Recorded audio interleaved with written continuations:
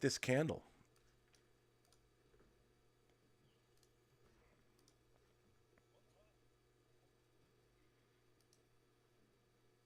Greetings, imagination connoisseurs. Once again, it is I, your Duke of Dope Discourse, Robert Meyer Burnett. I invite you to watch and listen to the Designing Hollywood podcast, brought to you by Martika Ibarra and the great, legendary Hollywood costume designer, Marilyn Vance.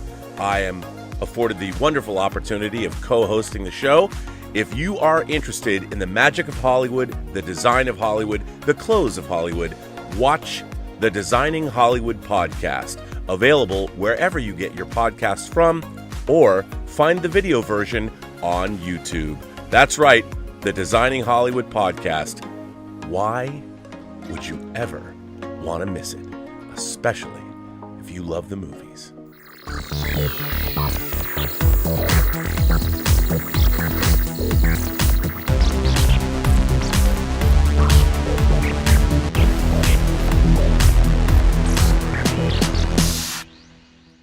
Well, greetings, imagination connoisseurs. Once again, it is I, your Duke of Dope Discourse, your master of fun and wonder, your viceroy of verisimilitude, and of course, your pharaoh of physical media.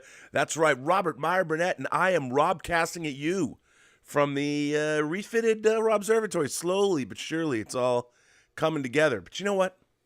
You don't care about that. You know what you do care about? You care about what I care about. And what I care about is the world's greatest German. Your favorite German, my favorite German. A German that comes to us all the way from Saarbrücken. Oh, I spit. Sorry about that. Ugh, Cody, no. Saarbrücken, Deutschland. I'm, of course, talking about, come on, put your hands together, Mr. Dieter Bastian. Dieter! So good to see you this week. How you doing, Dietz? What's going on? Rob, it's very appreciative that you always ask me how I'm feeling, but we all know someone's gotten a little extra present last Sunday, the seal off. So the question is actually, how are you doing, Rob? Well, I have to tell you, yes, I had the coof, and it was. I'm glad that I was vaxxed and boosted. I mean, let's face it, it's not really a vaccine in the traditional sense. It's more like armor. I think of it as armor. So I was vaxxed and boosted. The shield was 80% up. Yeah, and vax and boosted, and it was interesting because, I was going to work, and I was about to pull in to walk up into the John Campea studio on Monday, and Elizabeth contacted me, and she sent me a picture that she was positive. And I came home, and I looked at that I took a test, and I looked at it, and I thought it was negative, but then the little line appeared at the bottom. Yeah. And it Even was if interesting. it's just a small one. The small, yeah, and it came on pretty fast. Like I could literally feel it. And so by the end of Monday, I felt pretty lousy, and Tuesday was worse, and Wednesday was the worst. But then I was over it. Thursday was less. Friday was less. And then, in Germany, they say 5 days. Because you can get, Elizabeth was telling me about how you can get COVID tests anywhere in Germany. She was very impressed with you Germans being in Berlin. Thanks. And then yesterday, didn't have it. So that was good. And shout out because I was able to go to Film Threat. Yes. Chris Gore's Film Threat had the award their award show. That's going to be, it was recorded yesterday, but it's broadcast tonight, so you can watch it. And it was pretty fun. I went there and no one was, I didn't think we'd win. We were nominated for Best Indie Comedy, and spoiler alert, we won. And it was a really great event. Tango Shalom, the little movie that keeps going. For those of you who might be new to the channel, Tango Shalom is this movie that I produced and I also edited. I was also the VFX and post supervisor. I'm sure all of you are rolling your eyes right about now. You can get the movie. It's available on Amazon. But what's really cool about Tango Shalom is the first international market that it played in was Ukraine. It played in Ukraine. It opened in 38 theaters in Ukraine, and then it also opened in Russia. And it opened in Ukraine in December and Russia in January. And our Ukrainian distributors, because everybody in the Ukraine, they're fucking ballers over there, our Ukrainian distributors are like, look, even though we're being invaded, we still have to make money. We still have to keep our business going. would you allow us to distribute your movie in Poland? And we're like, hell yes, go right ahead. And thanks to our distributors, Vision Films, and Lisa over there, and Kristen for allowing that to occur. They're actually in Cannes right now, selling the movie to different territories. But, and Gabe and Zizi, his wife, who was also made the score, her and Zoe made the score of Tango Shalom, they created Artists for Ukraine. And they put on an event in Palm Springs, a film festival, and an event. They've started a foundation that has international accreditation, and they're raising money and supporting artists for Ukraine filmmakers. And because there was a really big film, not big, but there was a vibrant film industry. Well, there still will be in Ukraine. So I'm happy that Tango Shalom, in its own way, has been able to support the efforts of the Ukrainians, and also that Gabe, our director, and Zizi, his wife, who did our score, is still able to help Ukrainians through this organization. So it's pretty neat. Nice to know. Do you know the other movies that were in competition with yours? For the Yeah, you can say it, Rob, if you haven't seen it. It's okay. I don't. I really don't, because I didn't get a chance to see any of them, but some of them looked hilarious. They showed clips. And, what was really interesting is Film Threat is really out there honoring movies that, don't get a lot of theatrical distribution, and they're not really seen very much. So it's cool to be a part of that. Tallulah has, of course, joined me. Hopefully she will not bark. Tallulah, are you going to go underneath? Or do you just want to stay here? Okay, well. But I met a lot of funny filmmakers, and it was a really cool event. So you can watch that tonight. I think it starts airing at 5 or 6. Do you have the trophy in reach? You know what? No, it's inside, but it looks, it's a glass, glass trophy. I've seen it on thing. Insta. By the end of the night, I do as well. You know what? It's funny that you say that. Hang on. Yeah. I don't have the actual trophy. Here I am outside the venue with Chris Gore, with our trophy. And yes, for those of you who might want to know, by the end of the evening, many glasses of beer had been drunk out of that goblet. So just like you might expect. So there you go. No, it was a fine award show. I don't think my ensemble was great, because a lot of my clothes they're just not unpacked. So not that I'm a great dresser or anything like that, but still, I did with what I did. I worked with what I had. So, but it was a really great event, and thanks to Film Threat, and congratulations to the cast and crew of Tango Shalom for winning yet another award. I mean, it's so crazy. It's really gratifying, and I heard from a lot of filmmakers this sentiment that nowadays, when you're making independent movies, the idea of getting rich is not really in the forefront of anyone's mind. Anybody just wants to hopefully, we all want to get rich, but to break even. But the sentiment that I heard pretty universally was that filmmakers were just happy to have their work seen. And now you can, if you want to, you can just more eyes the better. Yeah, you can just throw your movie up on Amazon. But one of the great things about your country, Dieter, is that there's a lot of really obscure films that are coming out in Germany, and they're given a great treatment, like of course Aaron Cummings' movie Bitch Slap. That I don't know if I told you, but like the director was either here, because I think the director's he's a Kiwi. I think he's a Kiwi. He was here. I have actually no idea, Rob. And he was very excited that Aaron had the German media book of Bitch Slap. So come on, that cover, Rob. That cover. Once again, the legend of Dietz, of Dieter Bastian, and his acquisitions for everybody. By the way, I did get that the last of the Dunes. So thank you for that. Okay. Is it fine, Rob? No. No, it's fine. Did it arrive in good condition? Yeah, it arrived in good condition. So, and it's funny, so Darren can get it. Yeah. So I've been organizing. I mean, it looks like it's a mess in here, but I've been organizing, and I made a special shelf for all of my like European 4K box sets, and of course on top is Dune and Emmanuel. Nice one. So both from Koch films. Both from Koch. Both from. And I think that, and thank you for getting me both, because man, I mean, if you're a connoisseur of 70s Euro softcore as I am, having that Emmanuel box set is a must. Now that we've considering Emmanuel, Rob, I heard them doing a remake. Léa Seydoux is starring in a remake of Emmanuel, which is all good. I mean, I hope, we've been talking about on Brobservations how erotic filmmaking is dead.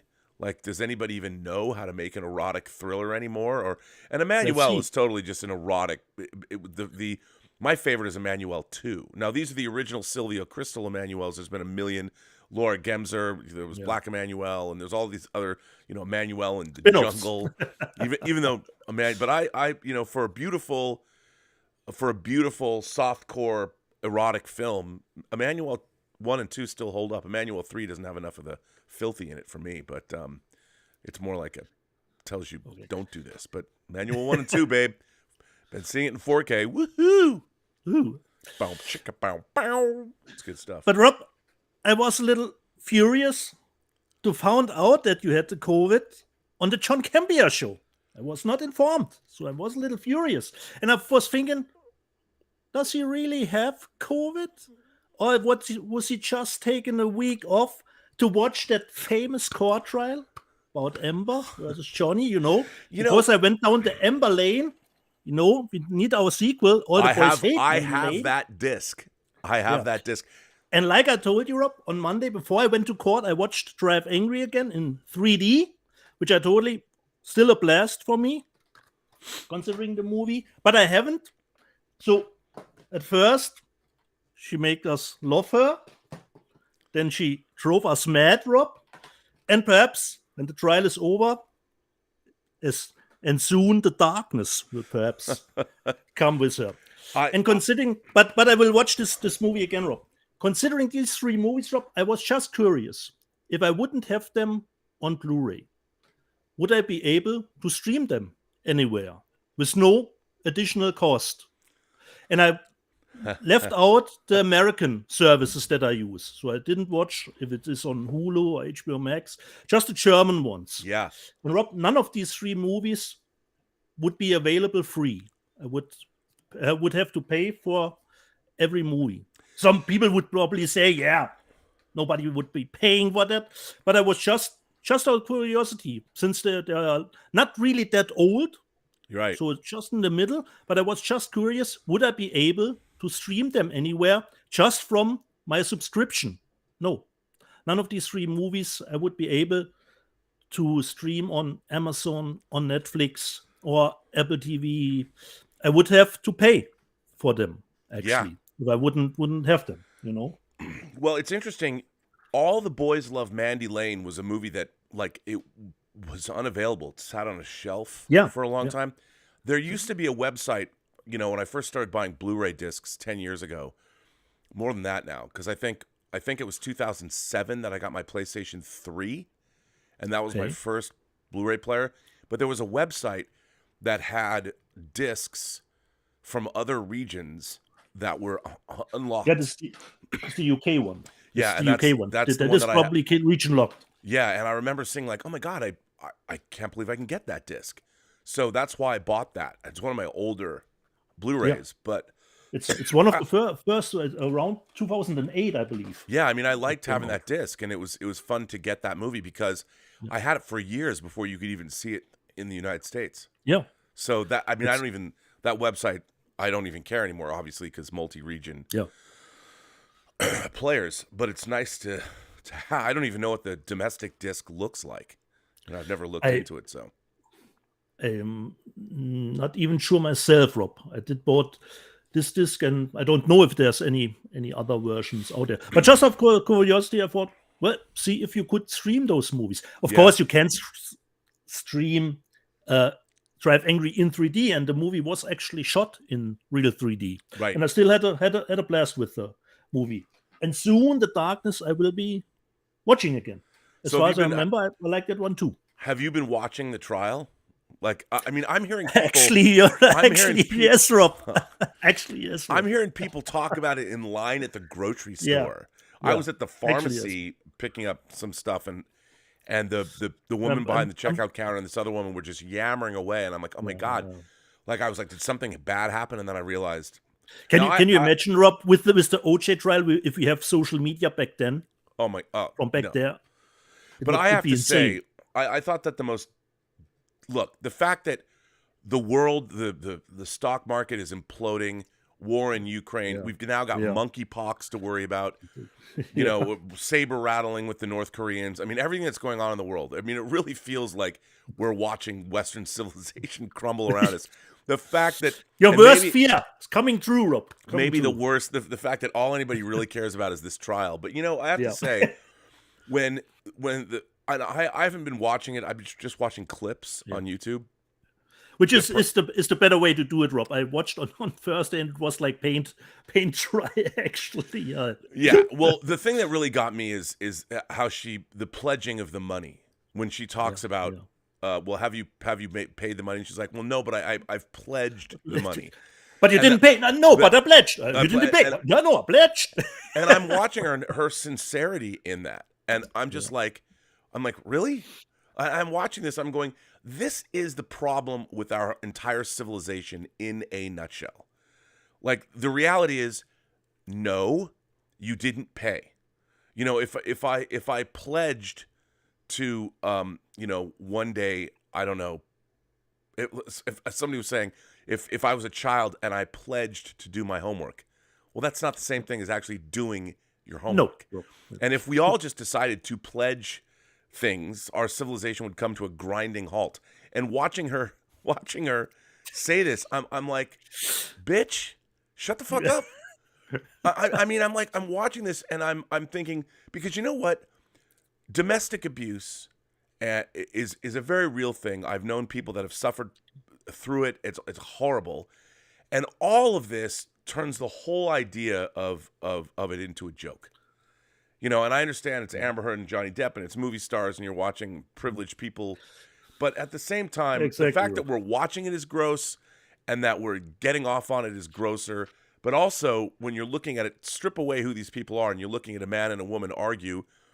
I mean, when she says these kinds of things, I want to believe all women, But when you watch her do that, it undermines all the women that really do need to be believed, that are going through horrible things. And I mean, she was just out there, I don't call it lying, exaggerating, I don't know what you want to call it, but I'm looking at this going, wow, you're doing a disservice to every single person who has ever been in a really difficult situation. And the next time this kind of thing comes up, it's going to be harder for people to be believed, and it's just gross, but whatever. I'm still going to watch. And Rob, I wouldn't be watching it, but since they are broadcasting it, I thought, okay. And I was remembered how I love court scenes in movies, Right. I'll go back and watch The Verdict again. Yeah. And Justice for All. You're out of order. The whole court is out of order. Out of order. By the way, I have both of those movies on Blu-ray. But we only have 1 week to go, Rob, and then it's the final judgment will be held, and I'm looking forward how it will shake up, and perhaps. Oh, I'm sure. Soon the darkness. all there in her filmography, Rob. All there. How do we start, Rob? Let us live chat news. A little bit physical media. How do you want to start, Rob? Well, so that we are actually starting the show now. Yeah, why not? Yeah, and welcome to this edition, episode 67 of Let's Get Physical Media, with your hosts Robert Meyer, Burnett, and Dieter Bastian, all the way from Saarbrücken, Deutschland. Welcome to the show. You. So if you want to timestamp this at 22 minutes and 26 seconds, go right ahead. Rambling on. Let's start talking about physical media. Why don't you recap the live chat from last week, if there's any live chat last week? Rob, I have 1 or 2 super chats because I didn't know if we did get all.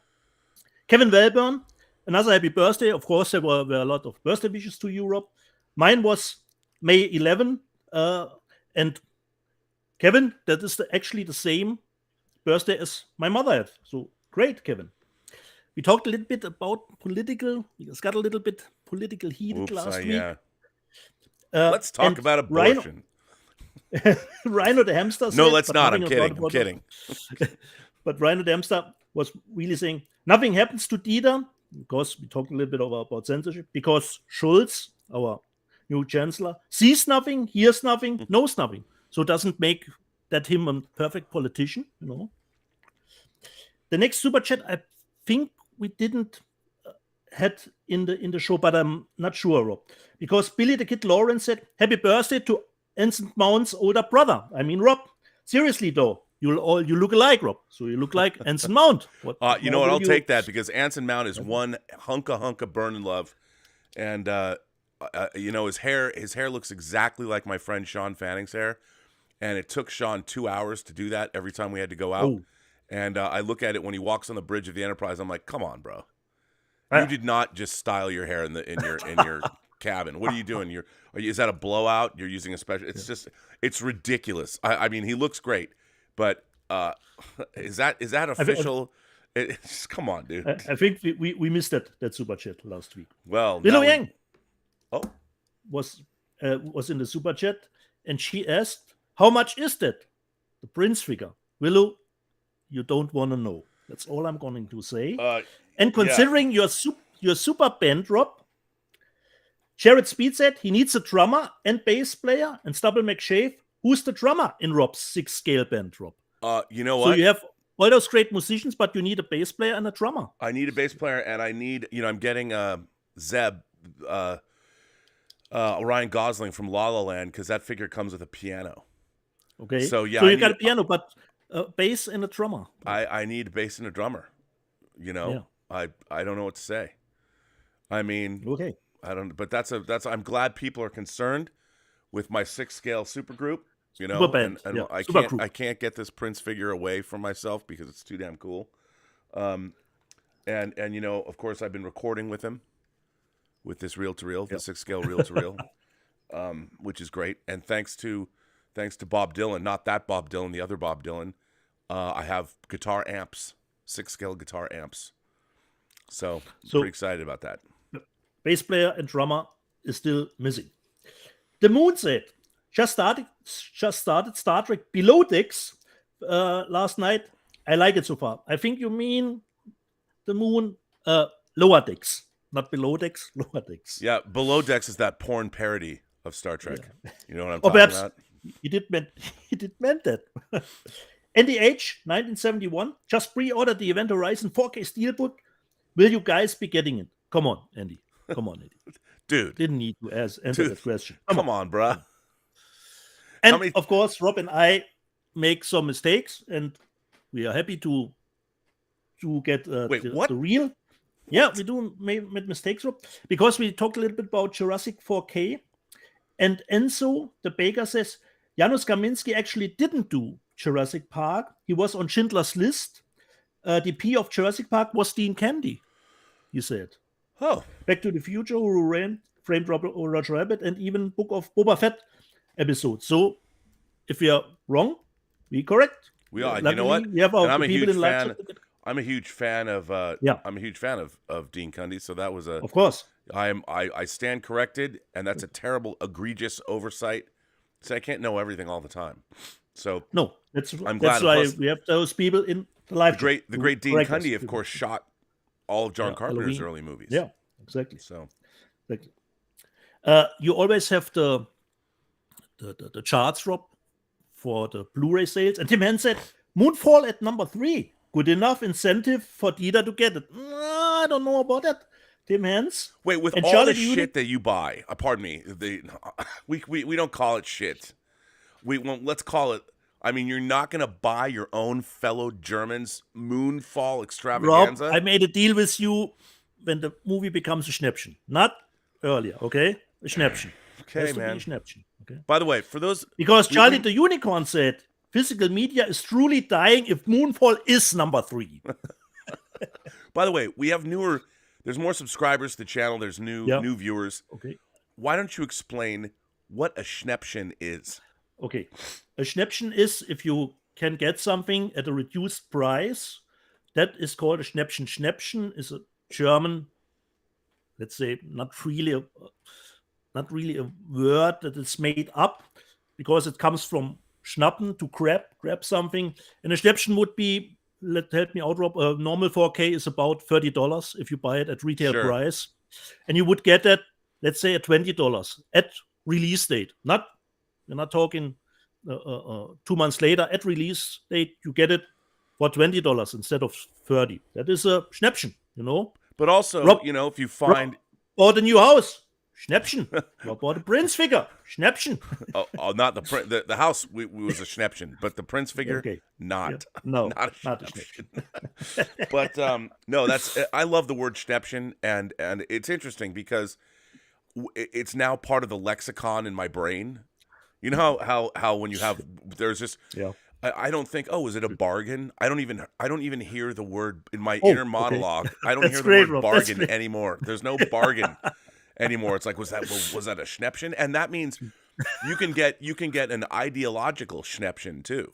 Yeah. So like if you're debating somebody or you're trying to get your way, and you don't have to compromise much to get what you want. Okay.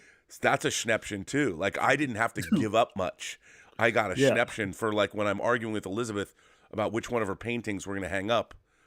And if I don't have to like coerce her into doing what I want, then I'm like, that was an ideological Schnäppchen I just pulled off. Awesome. So I'm pretty happy about that.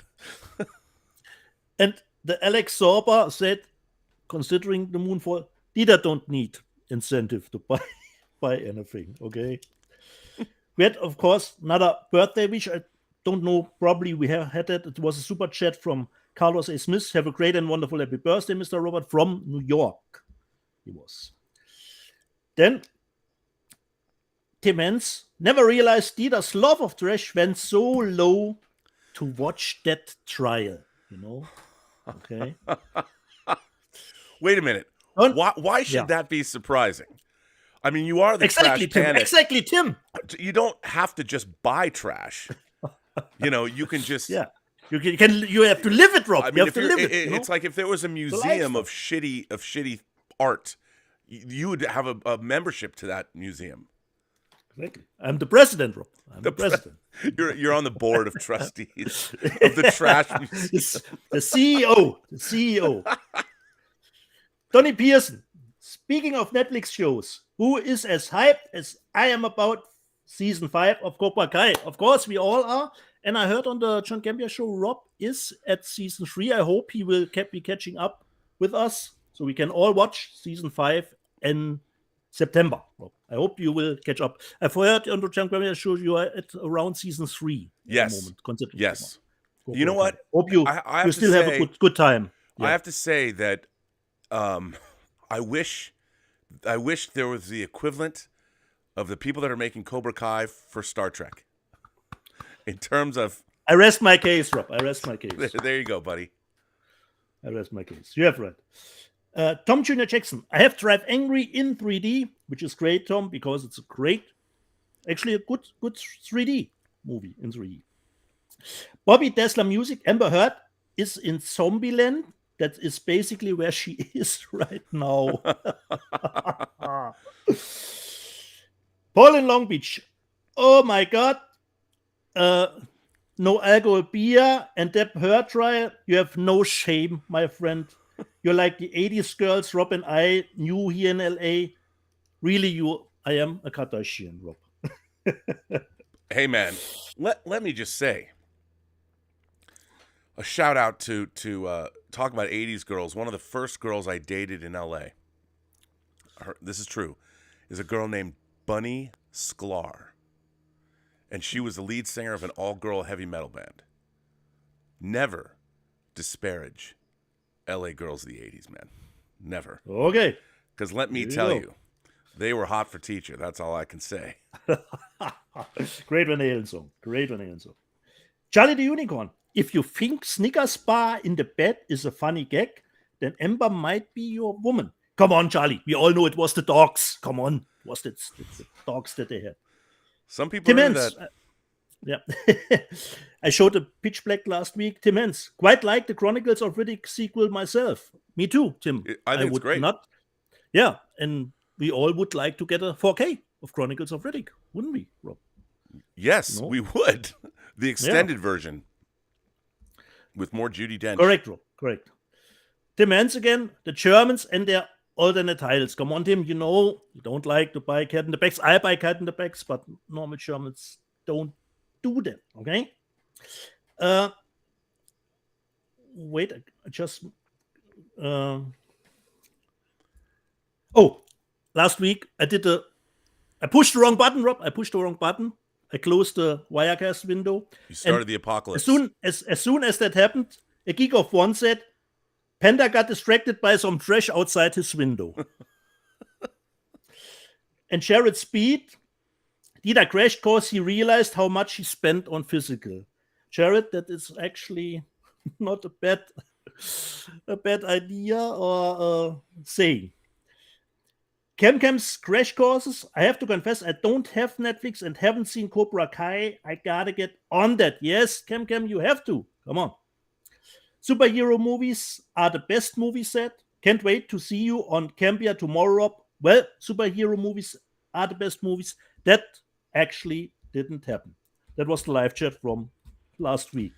Because he almost was there before he got stopped. I was. I mean, I literally was outside the office, parked, and ready to go up. And I really, it bummed me out because, Chris was hosting on Monday. And I was really looking forward. Exactly.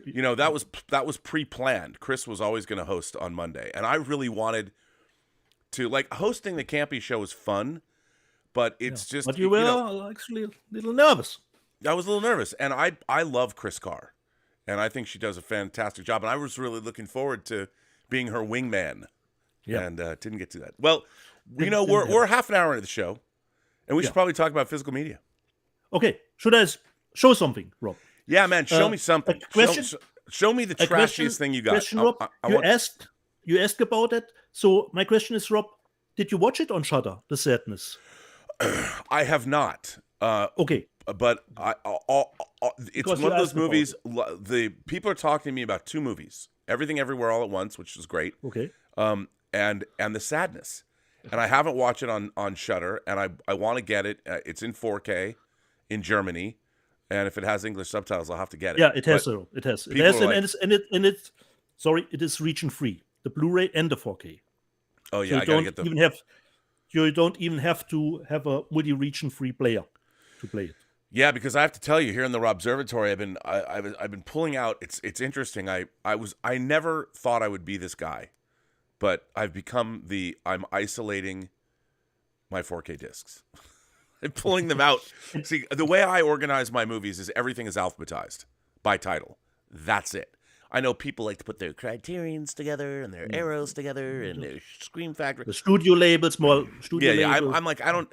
The problem with that is if somebody wants to find something, they don't know those things. Only I would know those things. So having stuff alphabetized, because we are bringing back Whining About Movies this week.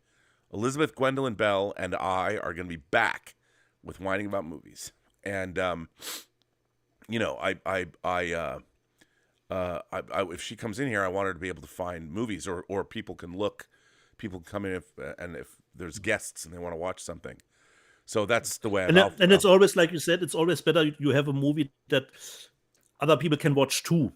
Yeah. If you would. But I did over there. I have now made for all of the sets, like the American Werewolf set you gave me, the Turbine one, the American Psycho set, the Dawn of the Dead from Second Sight. I'm putting all of my favorite, the Crash Arrow set 4K over. I got a little thing right here. As a matter of fact, I'm here. I can take a picture of it. I'll take a picture of it during the show. It's just a little shelf because it's so funny when I was moving. I have these much bigger shelves that are but the same company, and I'm like, why did I buy this little shelf? What am I going to do with it? And I'm like, oh well, I'm just going to make it like a showcase for for my little discs. Well, actually, it's too long, but here I'll send this to myself and put it up. But I look at it and it makes me happy. It's one of those things where I look at my little shelf of really expensive European special editions of 4K, many of which you have sent me, and I'm like, ooh, and suddenly I've become I'm isolating my 4K discs just for fun, and it's not even full up yet. I'm still deciding what I'm going to focus on. Why people need to know that right now, I don't know. And even Rob, if I have the media book, I actually would prefer the Steelbook because I had the Steelbook, but it was for a friend. And even if I have the media book, but I think the Steelbook is the better pick considering it's shiny. Oh, shiny, the Steelbook. Of course it is.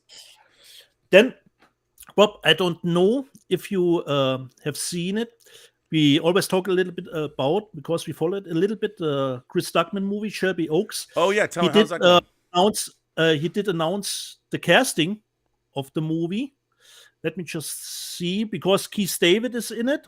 Wow. That's very cool. And the lead is, let me just see her name again, for that don't make a failure.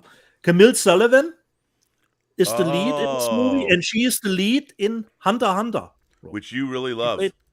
Yeah, and I stumbled across it, Rob. It's not on Shudder; it's on Hulu. You can watch it on Hulu. Oh, okay. Hunter. And she's the lead in Hunter x Hunter, and she will be the lead in the Chris Stuckman movie Shelby Oaks, which is in production at the moment. So, Rob, physical media. What did I get this week? The first one. I never expected this movie of course getting a release, and even I remember, Rob, I don't know why, I had the movie poster when I was a little child in my room, and the German title was Das Geheimnis der 4 Kronjuwelen, and the original title is Treasure of the Crown in Supervision 3D. Is that coming at you? Was in America? I think it was called Coming At You. Yeah, it's an American release from Kino Lorber. They always do great stuff with the old 3D movies, and I actually remembered having this poster, the Indiana Jones rip-off poster here in my room. So I never thought this movie would getting a release, especially not in 3D, Rob. Okay, Treasure of the 4 Crowns. The next one. As far as I remember, there was a little bit censorship. We talked a little bit about last week with this movie in Germany, but I haven't seen it. Extreme Prejudice from Walter Hill. Yeah, I mean, I love that. That's one of the things that I ordered for this week that I don't have. I don't know why. Where my order is. Just Oring, Extreme Prejudice. And let me just see. We have interviews, okay, isolated score, film historian, audio commentary. So I'm really looking forward to watching Extreme Prejudice. You're going to like it. It's fun. It's a good movie. And we sometimes have animes here. The next one, Cat in the Bag from Germany, a Korean anime, Rob. It says from the writer of Train to Busan and Peninsula. Ooh. It's called The Senior Class. Bow. Look at that. I don't even know what it's about. Under it, you have the Blu-ray sleeve without the German. What is the tagline on the top of the disc? From the writer of Train to Busan. Oh, that's what it says. Oh, okay. I thought it was going to have something. Peninsula. Like, she's 16. You want to have the line of Nikita again. Keine Angst. Ja, keine Angst. She's about to graduate. Into the big leagues. The next anime I got, I just had opened it, but didn't delve into it deeper. In 4K, an older one, The Millennium. Oh, I love that movie. Actress. I'm a huge Satoshi Kon fan. Great. And let's see how it is. Is that domestic? No, this is the German one, but it will come out domestic in 4K too. Oh, man, I got to get that. I love that movie. Awesome, Rob. I'm a huge Satoshi Kon fan. Do you have Perfect Blue? The movie Perfect Blue? I think I have considering Blue, I think I have a Blu-ray of that movie. I think. You better, damn it. Yeah. We've got the poster. Get your ass to Blu-ray. Got the poster. Millennium Actress. It will be released in the States too. And it comes, Rob, let me just see, with a little booklet. Nice. In it. So I don't know if how the transfer is new or something like that. And it did play in theaters as well, I believe. Mm-hmm. Not long, perhaps for a week. The Millennium Actress in 4K. This was really announced, I think, for even for last year, I believe it's gotten pushed. It's gotten pushed back some months, but finally, it's getting out here. Wait, put that aside. Okay, next one, Cat in the Bag, Rob. See for me. Okay, hang on a second. You've got to you explain what a Schnäppchen was. It's been a long time since you've explained Cat in the Bag. What is a Cat in the Bag? Cat in the Bag is, I don't know nothing about this movie. But why is it called? No, that's wrong explanation, Rob. I really, when we first started the show, I did have some German wording, and sometimes I have really Google where this line comes from. And a Cat in the Bag was from back in the day when someone went to the market and wanted to buy, let's say, a rabbit or a pig, and he didn't open the bag, got it home, and then he opened it. Shenanigans, he found a cat in the bag. So you don't know what you are getting, almost. And as Rob knows it, I buy a lot of Cat in the Bags where actually, of course, I do a little bit of research.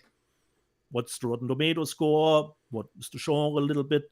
But nothing else more. I don't watch the trailer or anything, I like to watch it cold. So I have no idea, Rob, about See For Me. Hope it's good. Then, this afternoon, Rob, I have no idea. Considering the horror trend that started with Scream, I'm really sure I have seen, Urban Legend. I Know What You Did Last Summer, but I hadn't seen Cursed somehow, Right. Because I couldn't remember anything. I watched it this afternoon, and the movie was released, as far as I know, as a PG-13 version. But now, Shout Factory and Scream did release the unrated version. Yeah, but isn't there a problem with the disc? Isn't it been recalled or something? Not that I know, Rob. Perhaps you think about the Craft, the 4K. Oh yeah, I was thinking about the Craft. That's just. Oh, that's so I don't know. I didn't had any problem, so I didn't detect anything wrong with But I would only watch the unrated this afternoon, and I quite enjoyed it. Unfortunately, the transformations are, the beginning of the CGI phase, so they are, of course, have not aged well. But I was quite surprised, and I didn't remember anything, so probably I haven't seen Cursed. So this is hopefully a first buy for me, Cursed, which comes with the two versions. But why they even wanted to put out a PG-13, I have no idea. Since you brought up Urban Legend, I have to do a little name dropping. So about 20 years ago, after I'd made Free Enterprise, I became friendly with the director of Urban Legend, Jamie Blanks. Nice. And nicest guy in the world. And, we would get together and yammer away like the geeks we are. And he also went on and made Valentine, the movie Valentine. Yes, exactly. After Urban Legend. And then he made Storm Warning and Long Weekend, two other movies. And he's also a composer. I lost touch with him. And it's one of those things where it's like, oh, I love that guy, but he went back to Australia because he's Australian. You just lose touch with people. He randomly contacted me. I don't know if he watches this show or Observations, but he's like, I'm gonna be back in the States. We got to get together, and it's just one of those things. I really liked him. Like, he was one of those people when I was first made Free Enterprise. You meet other fellow filmmakers, and they're struggling and they're making cool stuff. And I really liked the first Urban Legend, so he and I got along really well. And just shout out to you, Jamie Blanks. Can't wait to see you, and come back to the States. And thanks for giving me a shout out. And maybe one day I'll make another movie we can talk about. But we're not finished with the Curses, Rob. I have another werewolf movie, but unfortunately didn't get around to. After Cursed, I bought The Cursed, a newer one, but it plays back in the old century, I believe. I have heard good things about it, but haven't. What does it say? It's a creepy and bone-crunching horror gem. Yeah, Chicago Sun Tribune. It comes with behind this. I want to make a movie where someone says that about my movie. Yeah, it's a bone-crunching horror gem. Yeah, oh, creepy and bone-crunching. The Cursed. And to left on here, let's start with this one first. A as far as I remember, the movie got a remake in the States with Ewan McGregor, but I could be wrong, but I think I'm not. The movie from Ole Bornedal, Night Watch. Oh, right. Yeah, which, it did. Which I think he directed the remake too. Yeah. That he did. That is very cool. Is that a brand new media book? Brand new media book. Yes, Rob, from Nameless. Man, I love those. You Germans. And Rob have actually got number 222 out of 222. So wow. I really was the last in line, considering. I don't understand. The economics on these media books. Yeah. I mean, 222, even the wholesale price. How do they? I guess they figure like. Yeah, this is not the only cover up. There were different covers, but the other are limited to 333 mostly. So it's probably around 1,000 pieces max, considering. You and I should start our own video label, Trash Panda Home Entertainment, and we should make media books like this, just for fun. And I loved the cover, and I think the remake was good too, Rob. But help me out, I haven't seen the movie in a long time. I liked it. I thought it was good. Yeah. Again, I haven't seen. It's probably mostly 1-to-1. I would think. Yeah. I think so, but I haven't seen it in a long time. Night Watch, and we get to our. Millennium Actress was 4K. Another 4K.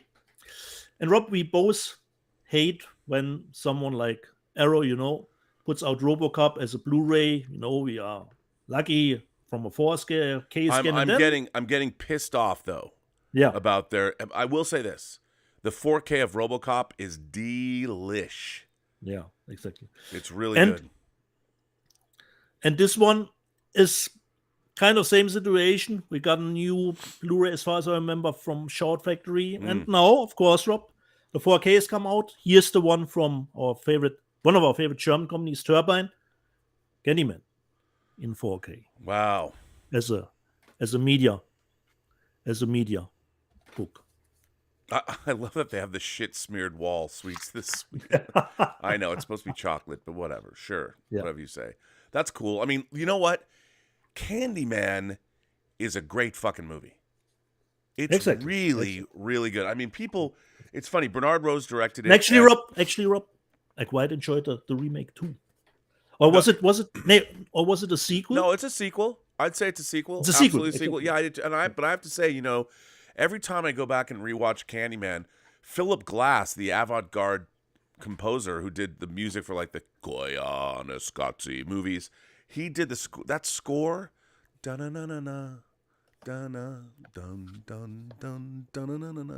It's so good, and I love Candyman, and it looks great in 4K.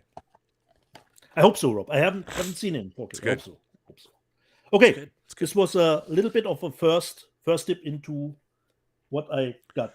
Well, I have to say I haven't got my week of stuff, but I got something a week late that I should have had last week. I only have one thing today, but what I love about the one thing that I have is it really shows, it compares and contrasts my taste, which are very erudite, highbrow. That's why I'm on the show, Rob. The cineast, I'm raising you up. That was your plan all along. Hey, yeah, it's true. Douche from Saarbrücken, Germany, on here, and all my purchases are justified. I did get, of course. Look, I've got lots of movies that I would have to go to a court of law and explain why I own them. Here we are. I have as much trash as you do, but I just better trash. Yeah. So I finally got this. This is, of course, the second Universal Hitchcock series from Universal. So, and what is in the second one? And in the second one, now here's the thing. The first one, when you have Vertigo and you have Psycho, and you have the top tier.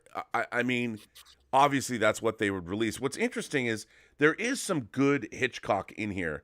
I mean, older ones, Saboteur and Shadow of a Doubt. I like The Trouble with Harry, and his last film, Family Plot, is in here, which is it's 70s.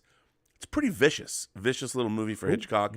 It's how he went out, and of course Marnie with Sean Connery, and I'm a Hitchcock fan. Hitchcock made 53 features. He never won an Oscar for directing, but I'm happy to have his movies in 4K. It's great because 4K is where they.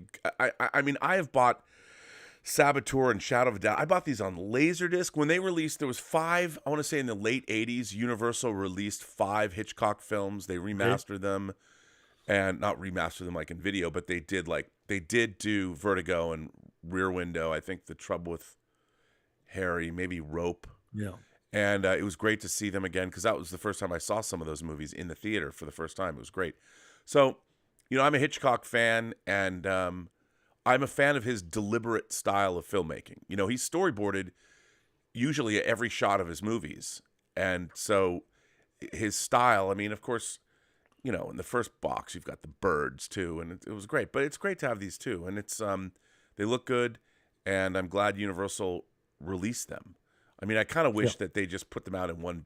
I mean, I want a big honking Hitchcock box. I want a 4K Hitchcock box, but if we're not going to get that, it's great to have this, and I think it counterbalances all the ridiculous stuff you buy. So that's good. Have they released any of the Hitchcocks separately on 4K? Yeah, yes, I believe so. Like I think they've released like Psycho. I think came out, and maybe Vertigo, but I don't mind if it's like those Columbia box sets they released, the Columbia Classics. Some of them have come out and some of them haven't, but I don't have a problem. I mean, now with physical media, I mean, it really is dying. I mean, we're watching and as I talked about last week, trying to even find a decent, a high-end 4K player. There's not many of them, and I found out. Luckily, I bought this Panasonic 4K player because I really wanted Dolby Vision. That was the whole point, is I didn't have Dolby Vision, and the PlayStation 5 and the Xbox, it's not real true Dolby Vision. I mean, and that's distressing. So, I mean, I don't know how long we're going to be able to do this show, Dieter. Oh, hopefully sometimes. So we have news. Okay. Before you start, now I know you've been eagerly awaiting this. Okay. Announced for Blu-ray. Wait for it. The A-Team on Blu-ray. The entire series, all 5 seasons, 90 episodes of the A-Team. You know it. You want it. I will not be buying it, but I'm sure some people will. So there you go. And of course, these probably look great because they were, I believe they're cut negative. So were those episodes already? But they are probably 4:3, or am I wrong? Yeah, they are. They are 4:3. Now that's a good question because for many of you, like I would get this question all the time. The reason that TV shows were 4:3 is that that's what a square was what we watched. So the real question is, when they go back and they remaster these shows, is there enough? Like for Star Trek: The Next Generation, they knew they were shooting 4:3. So the visual effects, when you'd see them composited, like if you watch the Enterprise go into space dock or something, right at the 4:3 line, it would cut off. And you would see just outside because they're protecting for 4:3 so they could have frames, or they could have C-stands and mic stands right outside that frame. So that's why you can't make a 16:9 version of Star Trek: The Next Generation. Some of the shows that were made in the 80s, it's not that they were protecting for 4:3, but they were, they were shooting and they would crop it down. So I don't know. I mean, I prefer to watch things in their original format. I know with X-Files, there's a lot of rejiggering and things that went around, but I don't know for X-Files, or I don't know for A-Team how it works. I don't know. But here it is. It's coming for you A-Team fans. Hey, what's not to love? And coming out also in 4K, announced Edge of Tomorrow. One of my this is one of the best science fiction movies, like certainly action sci-fi movies. It's a great Tom Cruise movie. It's great. I love this film. And in the rumor mill sequel? No, I have not heard. I know Doug Liman's been talking about developing a sequel. I don't know if he has or what the status of it is, but man, I love this movie, and I actually have thanks to Cliff Stevenson, I have a Japanese steelbook of this under the original title, All You Need Is Kill. Why obviously the original manga is called All You Need Is Kill. Why they didn't call the movie All You Need Is Kill, I'll never understand. I mean, they called it that in Japan. Here we have actually, Rob, our Germans, we always want to have a title that gives a little bit what we actually are in for, but Edge of Tomorrow is some of that title that, what is this, We don't know what it means in America either. Is it a soap opera? Yep.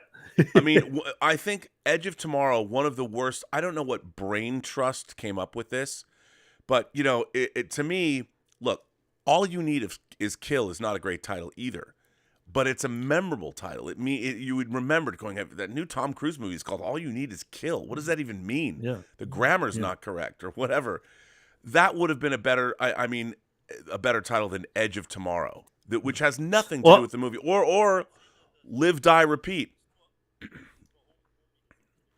Yeah, and that was the tagline. I mean, what's really interesting about this film, what I love about this movie is, one, it's a great science fiction movie, it's a great Tom Cruise movie, it's a great Emily Blunt movie, but I've never seen a film that should have captured the zeitgeist of the video game generation. I mean, this movie is all about gaming. The whole plot of it works like you're working your way through a video game, and they never capitalized on that. I'm like, how do you not capitalize on that? Because people are stupid. But what can you do? An interesting cult title coming from the UK, from Indicator in the UK, which does a wonderful job. A new version of The Swimmer, The Swimmer, and it's a really interesting film. I guess you'd call it about ennui, I suppose. From 1968. It's a very weird movie, but Indicator does such a great job. Whenever they put something out, I will buy it like this, because I love Indicator, and they're one of my favorite smaller labels, and they do a terrific job. They're out of the UK.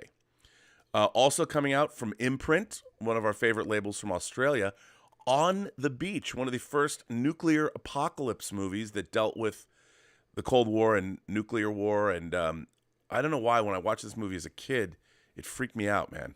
It freaked me out. They're waiting. They know the apocalypse has happened, and they're waiting. They're waiting. I mean, the nuclear war has happened. They're just waiting for the radioactive cloud to come and kill them all.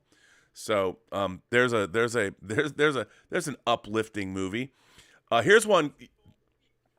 Yeah, here's one from Kino is putting out Buona Devil in natural vision, 3D. A lion in your lap, a lover in your arms, in thrilling color, starring Robert Stack. I mean, Robert Stack from Airplane fame, but Buona Devil. Not a great movie, but it's in 3D. So there you go. And if you've got a 3D TV, Buona Devil coming out. Something else that I already have in 4K, because it came out in Europe in 4K, a favorite movie of mine, an Angel Heart Steel book coming out 4K. Now, we've had the Angel Heart 4K disc for a while now. It's the transfer's great, the movie's great. It's got that great British commercial director look with the contrast, the high contrast. I love that look. Whether it's Adrian Lyne, whether it's Ridley and Tony Scott, whether it's why am I drawing a blank on Alan Parker? These directors had that quality. Angel Heart, man. Boy, does that movie look great. I still love it. Yeah, Mr. Safier. Yeah. Johnny Favorite. But anyway, that's a terrible Brooklyn accent. Whatever that accent was, I apologize for it. But, so there you go. Those are just the things that I picked out that I thought were interesting for the week. We've also got the charts. Let's look at the charts. What is selling? Top 10 Blu-ray sellers. Number 1, not surprising, is Uncharted, and number 2 is Spider-Man No Way Home. Our man Tom Holland is doubled. I mean, look at that. Tom Holland, what he's like the $6 billion man, that kid. Good for you, Tom Holland. And he's going out with Zendaya. He's winning life. He is winning life. Tom Holland, you're winning life. Dog is number 3, which I haven't seen. I mean, look, I'm a Magic Mike fan, just like the next dude. Shouldn't that movie be on HBO Max? It is from Warner. Yeah.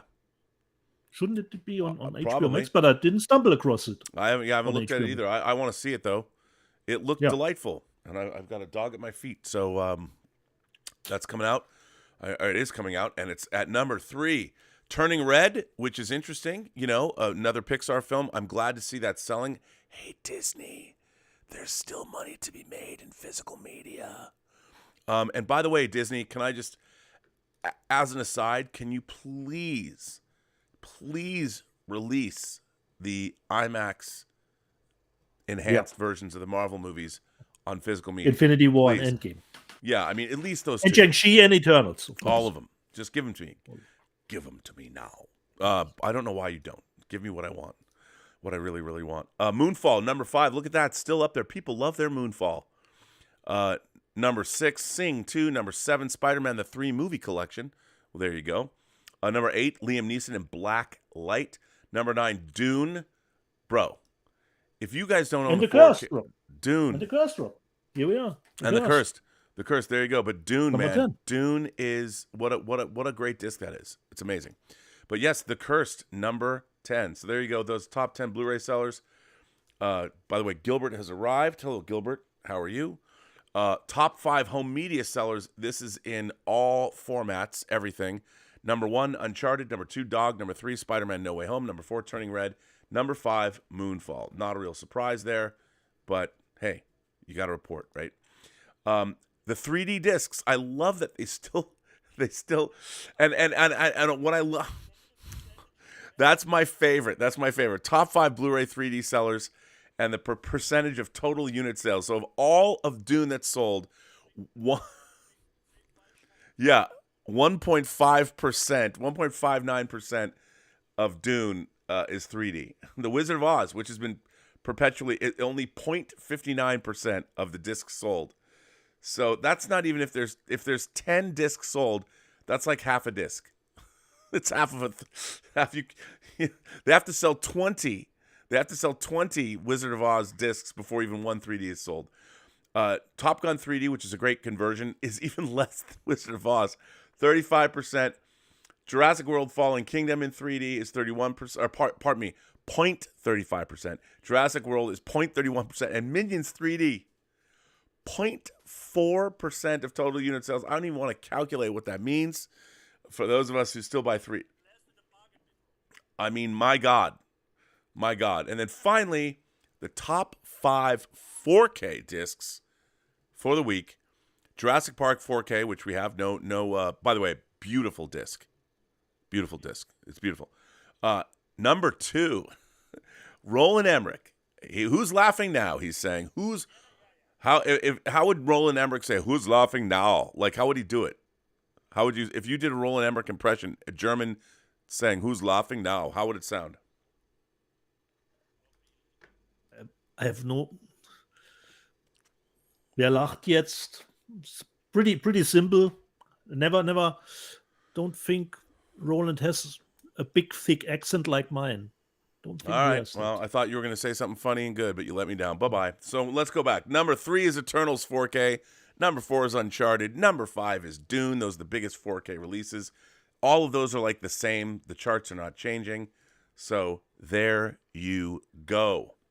And since we are at the charts, Rob, one thing I like that we are always, before the John Campbell show, the box office, Rob. I'm curious. How does Doctor Strange did hold up? Oh, here, I'll tell you. I can answer that question. Okay. Doctor Strange has sailed past $800 million worldwide. Was he still number 1 at the third weekend? Well, hang on a minute. Let me find this. Okay, here we go. Let me read you the news from Deadline. Doctor Strange in the Multiverse of Madness enters 800 million dimension worldwide. Ooh. Uncharted tops 400 million. Bad Guys crosses 100 million overseas. Here's the international box office. Disney Marvel's Doctor Strange in the Multiverse of Madness crossed 800 million globally this weekend. Now with 803.2 million after 3 frames.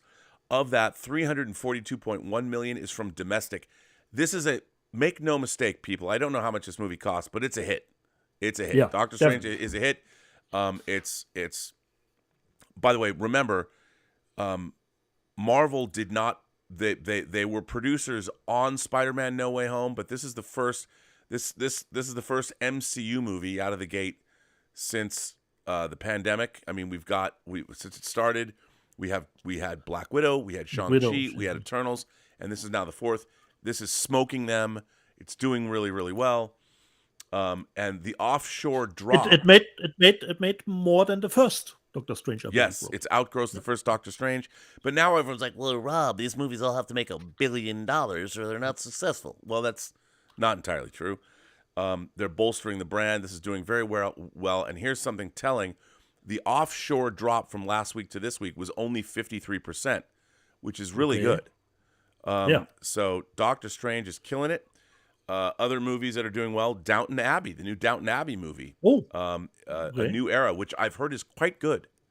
So, I'm not somebody that I mean, I don't know, somebody who's erudite and cultured like myself can enjoy Downton Abbey. I don't know if Downton Abbey is something that you, sir, could. Not really. Okay, Not really. I'm just saying. I mean, I didn't want to, I didn't want to like disparage you without reason. So, if Downton Abbey isn't your jam, Sharon Stone right behind me here, she's crossing and uncrossing her legs for you. So there you go. That is the box office. Exactly. Rob, how do we continue? Letter? Super chats? Yeah, we got some super chats coming out. People have been firing in super chats. James Wheeler sends in a super chat and says, I'm so excited because yesterday I found a 4-disc set of Abel Gance's Napoleon. I haven't seen this movie in about 25 years. I used to have Napoleon on Laserdisc. I don't have it anymore, and I sold it. And for those of you who don't know, Abel Gance's Napoleon is a silent movie that was made in the 20s, but he had an interesting way of creating widescreen imagery. I went and saw it when it was restored back in the 80s, and I loved it. I thought it was great. So James, I'm curious. I don't have that on. I haven't looked into that. I would love to get that on Blu-ray or even 4K. It's a new release. I don't know. That you know what? That's a movie that nowadays, when we have everything, because we're blessed to live when we live. I mean, can you imagine living in the 17th century and trying to do this show? Like, how would we? If you and I lived in the 17th century, you'd be fighting for Prussia, and I'd be Barry Lyndon. It wouldn't be good, and we wouldn't be able to talk about physical media. So anyway, just about surviving today. Yeah, that's why I'm glad we live in the 21st century, Dieter. So when the world goes to hell in a handbasket, we don't have to do anything except watch our physical media discs, and you throw some solar panels here on the roof. I'm good to go. There we go. Anonymous sends in a tip and says, "Hi, Rob and Dieter. Rob, I hope you're feeling better. I am. Are you going to see Star Trek: The Motion Picture? I have a ticket for 7 p.m. and right now I have the entire theater to myself." What? After last week, I realized my Sony 4K player does not have Dolby Vision. You guys are costing me a fortune. No. The fact that you're a connoisseur is. The fact that you're a highly bred human being from a civilization such as ours. Don't blame us. We're just connoisseurs ourselves. So, first of all, Anonymous, congratulations on going to see. The great thing about the upgraded Star Trek: The Motion Picture is it still playing, Rob? It's playing. It starts playing. I think today's the first day that it's playing. It's playing for 3 days in the theater. So yours was really a special event. Yes, I saw it in the theater on the Paramount lot under the most optimal conditions, and it's incredible. It's one of the geekiest nights I've had in a long time. What's great about it, particularly, is the sound mix. So you're going to enjoy that. Anonymous, I too realized my Sony player didn't have Dolby Vision. I'm telling you, terrible. Stubble McShave says, "Hello, Stubble. Congratulations on winning Best Indie Comedy. I would like to see you and Chris Gore just talking about obscure foreign and independent movies, as well as just shooting the shit about life and pop culture." Oh, he's got to come on the show. Yes. Stubble goes on to say, "I see that you have angled Catherine Trammell for a PG rating." Look, I didn't want to be far be it for me to be crass, Mr. Corelli. What did you have in mind, Mr. Corelli? Yes, I did angle her in that way. Our own Justin Toner, our moderator extraordinaire, is here. Justin says, "Hi, Rob and Dieter. This week on sale at Amazon, I bought Beverly Hills Cop 4K and the Blu-ray of The Right Stuff in honor of Fred Ward. Rest in peace. I have the Tremors 4K. By the way, The Right Stuff is one of my most eagerly awaited 4K discs. It is a great Blu-ray, though. Really? I also picked up the 3-disc 25th anniversary soundtrack set for Blade Runner. Rest in peace, Vangelis. Absolutely. Absolutely. Justin, I'm right there with you. And Beverly Hills Cop 2, I don't know where mine is, came out in 4K this week. That's one of the things I purchased. I love Beverly Hills Cop 2. I don't love it as much as the first film, but it is Lethal Weapon 2 to Beverly Hills Cop's Lethal Weapon 1. And it's really good. Tony Scott directed it. Loved it. 200 Watt Studio sends in a super chat. God bless you, 200 Watt Studio. Major Grin, or AKA Nitpicking Nerd on YouTube. I love Major Grin. He attacks every modern Star Trek episode with evidence. He cuts together videos. Major Grin compared Relics. Now, Relics is the 6th season Next Generation episode where they discover Scotty. He's crashed on a Dyson sphere, and he knew that he was going to die, so he transported himself into the transporter pattern buffer, where he waited 75 years to be rescued, and they brought him out. Major Grin compared Relics to the latest episode of Strange New Worlds. The Strange New Worlds episode. So in the new episode of Strange New Worlds, spoiler alert, you find out that Dr. Mbenga's daughter has a terminal disease, and he has been keeping her in the pattern buffer of the transporter on the Enterprise, so the disease is not progressing. He takes her out to talk to her, and then beams her back in. And so 200 Watt Studio says, Major Grin compared Relics to the latest episode of Strange New Worlds. The Strange New Worlds episode took Scotty's genius away in jury-rigging the transporter 100 years later.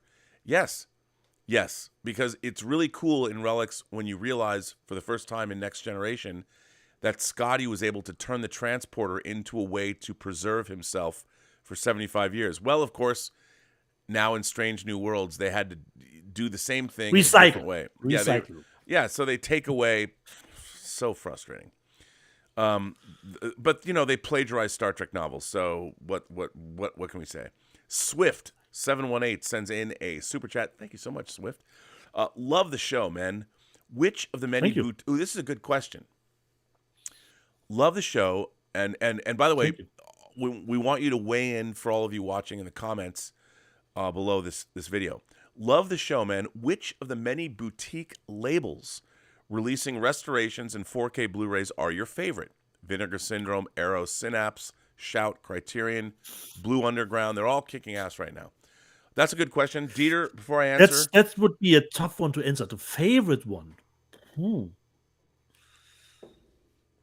The favorite one. It's tough, man. That's tough. I would add, like... Let's just say Kino Lorber does excellent stuff with their 4K, but they are just O-ring and a Blu-ray, so you don't. And they're not UHD either. They're not UHD or Dolby Vision. They're just 4K. Okay. But the fact they're doing it, I mean, I would say it's. I mean, here's the thing. I think if you're putting out a boutique label is putting out it's the presentation. To me, first and foremost, it's always the movie transfer. The transfer of the film has to be great. Nothing else matters. The film must always come first. Then it's bonus features, or different versions of the movie, and then comes packaging. But I really do. Exactly. We're packaging fiends. We love great packaging. I would say that my very favorite. Oh, go ahead. Yeah, that's what I was thinking of. The packaging is really the what company would I put first? It's tough. It's tough. Well, and also what Swift is not taking into consideration is like, I would say that there are French and German companies like your own Turbine, like that American Werewolf in 4K. By the way, here's my little stand. Here's my little actually the pictures, but here's my little stand. I didn't know what to do with this, so this little, you can see it's in front of my door, and I've been stacking up these 4Ks as I come across them. But so this is my little and so Yeah, and I look over there and I'm like, oh, I haven't filled it up yet because I'm still. Yeah, the dune, and on top of the dune is the Emmanuel, but you can't really see it. And also, actually, the Godfather 50th set, and the Emmanuel set's above that. Because I've got, like, you can see I've got the 4K Donnie Darko and the Don't Look Now, and so I'm just kind of having fun with 4Ks. So, but It's also tough to like, answer that question and put one label ahead of others. yeah, I mean, I would say that like, okay, so Don May at Synapse, his life's work was to get Suspiria out in 4K, and he did. That Suspiria disc is amazing, and Second Sight, my beloved Second Sight, they put out. And we shouldn't forget, of course, Vinegar Syndrome, because of the movies they are putting out in 4K, which you probably would never imagine to get as a 4K disc. And not only that, but Vinegar Syndrome's packaging. Exactly, Rob.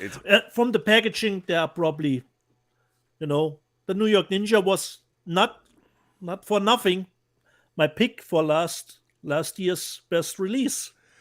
Oh yeah, I mean, no, it's a good question because and here's the thing, especially with like Vinegar Syndrome endeared themselves to me forever by putting out Liquid Sky. I thought the negative was lost. I thought we would never see an HD version of Liquid Sky ever. And they put it out. I mean, it didn't have, I think if they put it out now, they would have more elaborate packaging, but it was still a great package.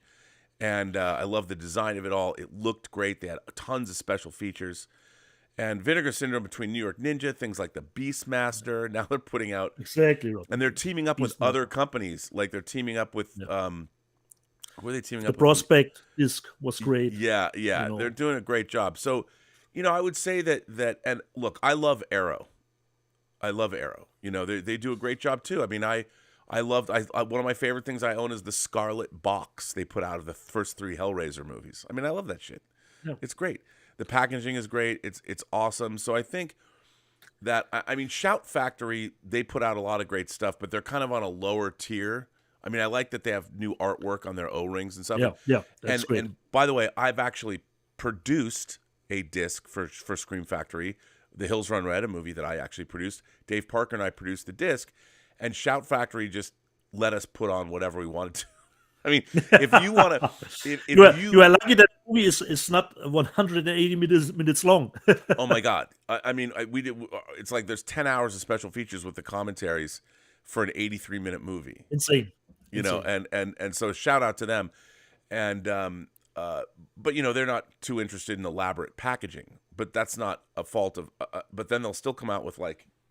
Where's the Friday box set? Yeah, which I was just playing with before I started the show. But yeah, I mean it's incredible, but you put us on the spot there with that super. But like Second Sight, what they did with Dawn of the Dead it's the Dawn of the Dead. One of my favorite. The great drive set that they put out, not the drive set will come out. Help me, the guest. Was great. I mean, they just are crushing, and they're putting out Martin. Hopefully, they can get that director's cut sorted out and put that out, or the early cut that was discovered. I mean, Second Sight does an amazing job, and then there's a lot of other companies. Rob did show the Dune last week with the Spice Diver cut, with everything you probably can have from the first I don't even know who put out that. Which and even help me, Rob, the documentary which was left out from the Arrow one. Yeah, because they I don't couldn't know wait. What the title of the documentary. It's Daniel Griffiths from Ballyhoo Films did that documentary and the Coke version. I mean, look, that disc, the fact they packaged it in like a lucite clear plastic box. I mean, that wasn't cheap, and it took some time for them. I would say that we live in wondrous times, and I'm not gonna slack off, or I'm gonna give it up for Criterion. They finally jumped back in. They went into the 4K market. Their latest releases are somewhat disappointing in terms of whatever their latest release schedule was. But I mean, they're putting out things like I had this on Laserdisc and I had it on DVD. I dearly love this movie, Round Midnight, Bertrand Chavigny's. If you're a jazz fan, this is a great, great movie. And, you know, I was writing George Feltenstein about this, and I was Warner Archive, and I'm like, please put this out. And Criterion put it out. They're still putting out great stuff and doing a great job. So I think rather than single one company out, I would say collectively that all of these boutique labels, I mean, despite the fact there's more and more problems, there's problems with the discs they have to replace, unfortunately, and that's happening across the board because there are less and less people that know what even to look for. But I still think we live in great times, and definitely, yeah. So okay, I think all of these companies. I think that's a cop out. We didn't answer the question, but hey, let's just celebrate people that are putting out great. Yeah. Kevin Wellborn says. Kevin says the Kraft 4K is reported as faulty. Yeah, that's what it was. Okay. Which is a bummer. Tovids says, rest in peace, Vangelis scored my favorite movie. Sorry to interject again, Rob. There we have a little bit of a different situation, but probably the same. The Kraft was getting a release, a nice collector's edition, but it wasn't. But that was not from a new 4K scan, and now a little bit later we get it. Even if they have to exchange it, you know. Yeah. Why not do it direct? Well, I mean, that's, you know, like, look, one of the things I don't like is Arrow releases RoboCop, then like a year later they release RoboCop in 4K. Was it even a year, Rob? Was it? Yeah, it might not even have been. I don't know. But I don't know find exactly. and like when they released Tremors in 4K and Tremors in blue, like the same sets, it's like just the same look, same. Bums me out. Vangelis, one of my favorite composers. I mean, I love the work he did with John Anderson. I loved the song "The Friends of Mr. Cairo" when I was in high school, and of course his scores, whether it's Chariots of Fire or 1492 or The Bounty or Blade Runner, of course, his score for Alexander, the Oliver Stone movie, and then I loved all of his albums. You know, like Albedo and Heaven and Hell, and he was one of my favorite composers. We lost him this past week at 78. So, yes, I'm right there with you, Tovids. He's one of my favorite composers, and it was a bummer. Echo Base Network, the great guys at Echo Base Network are here. They say, Nick or the coach, good afternoon, gentlemen. Do you guys think we will ever get physical box sets of streaming shows like The Mandalorian, Cobra Kai, etc.? Considering Cobra Kai, I showed 2 German ones. Considering the first 2 seasons, I don't know if we will get more. But the third season was out in the UK too. Considering Cobra Kai, but considering the Disney stuff, probably not. I wouldn't imagine that somebody ginned up a really cool steelbook for Moon Knight, and I was like, oh, are they going to put out? It's fake. Fuck you, internet. Fake things on the internet. Gosh. But I would love that. I just don't think. I mean, obviously. Wait. I can't believe everything that is on the internet. I can't believe it, Rob. Can you imagine? Damn. Something fake on the internet. But I can't see that part of the reason people subscribe to Disney Plus, and that's what they want. I mean, at the end of the day, physical media now is a nuisance for the studios. It's a nuisance. They don't need it. They don't want it. They don't like it anymore. They want people to subscribe to their services. That's why I don't think we're ever going to see, unless you're on the tuna train, wink, wink, nudge, nudge. I don't think you'll be able to get physical media versions of things like Mandalorian. I could be wrong. I was surprised that Seeing Red showed up. It's probably because Turning Red, the Pixar movie. I don't think so. I don't think we're ever going to see those things because that's what drives subscriptions, and that's what they need is that sweet subscription. I think they make an exception, especially considering the children, the more family oriented stuff. You know. Yeah, and but I would think Star Wars would too. But you know, the thing about Star Wars, it's like give us all the special features, you know, but I don't know if they want to do that. And What can you do? Luminara. Hello, Luminara. Luminara. Don't remember that name. Okay. She I've seen her on other streams that I do with action figure collectors like Lael. Luminara says, I hope the Craft 4K UHD is in the top 10 list next week. Well, I mean, it might be. People love that movie. You know, the Craft. I like the Craft. Yeah. I think it's good. But I need to get that. That's something I should buy because I like it. A Ringmaster. Subscribe. So probably, Rob, you were right to skip the Blu-ray and now go immediately to the 4K. Do not pass go. Do not collect $200. Yeah. Ringmaster, subscribe to the channel. Thank you, Ringmaster. Oh, you know who's here right now? Say it with me. Fernando Barrero. Hello, Fernando. First of all, Fernando, how's your mom? Please give her my best. Fernando says, hello, gentlemen. RMB, I'm glad to see you doing better health-wise. When do you think we'll get Hitchcock gems like North by Northwest and The Man Who Knew Too Much? My mom's favorite on 4K. Oh, I think we're absolutely going to get those on 4K. 100%. Perhaps they're doing another set. No, because like North by Northwest is MGM. Oh, okay. Sorry. So it's not or Warner Brothers. I mean, I don't know who, but so it depends when they get around to it. I don't know. So I mean, M could actually be a Lorber thing even. Yeah, I mean, I would love North by Northwest. I would love to see that in Dolby Vision. I'd love to see that UHD. It'd be great. Any update on To Live and Die and Man Who Knew Too Much? I don't know who owns Man Who Knew Too Much, but I would love to see it on 4K. I just don't know about those, but I'm sure because it's Hitchcock, somebody will get around to putting those out because those are definitely top tier Hitchcock. Or at least B+ tier Hitchcock. Any update on To Live and Die in LA and Heat on 4K? Damn it! I don't know. I mean, when Kino Lorber announced To Live and Die in LA like a year ago, as Tom Jr. Jackson will tell you, I got really excited. It's one of my favorite movies of the '80s. I love William Friedkin. I love that movie so much. Where is it? But again, Kino Lorber. They're doing it. I mean, that movie's kind of grungy anyway. It's kind of low budgety, but it was made for a price. So I would hope that that it comes out soon. But because I really want it. No information about that. No information. Tom Jr. Jackson says, Rob, good to see you better. Thank you. I feel better. Deets. Yeah. It's good to see you too. Here I am. The boys are back in digital form. Well, that's right. We're back. Yeah. We're dancing. We're here.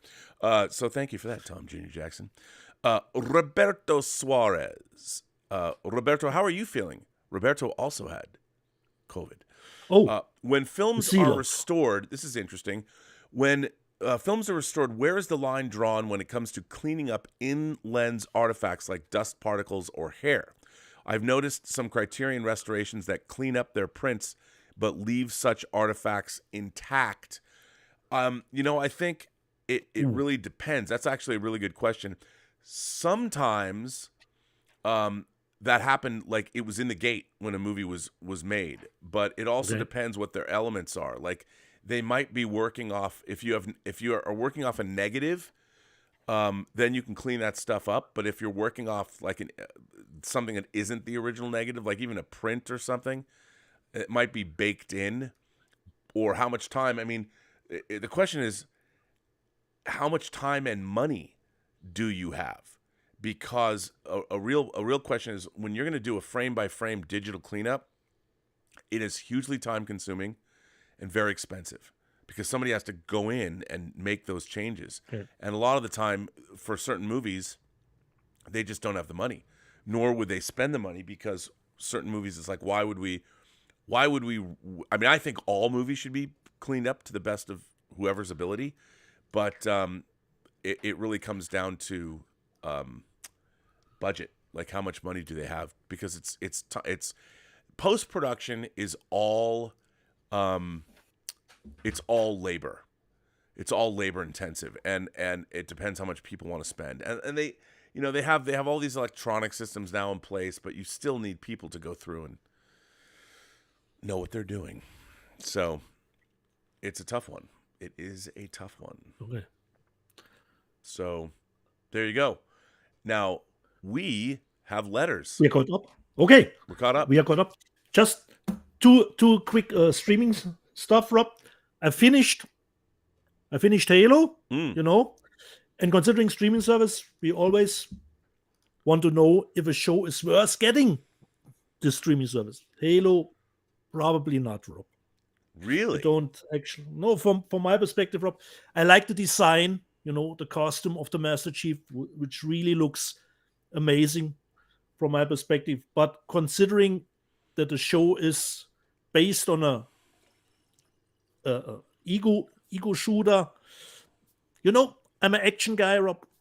I wanted to have a little bit more action in those series, and it was a slog to get through. It was an up and down considering the episodes. So there is room for improvement considering the second season. But the first one, I actually have to say, no, you don't really need to jump on. Well, now let me ask you this. Were you a big Halo game player? Rob, like I told you, I'm not a multiplayer gamer, but I played some of the campaign stuff considering Halo. I played the first Halo back in the day on the really first Xbox.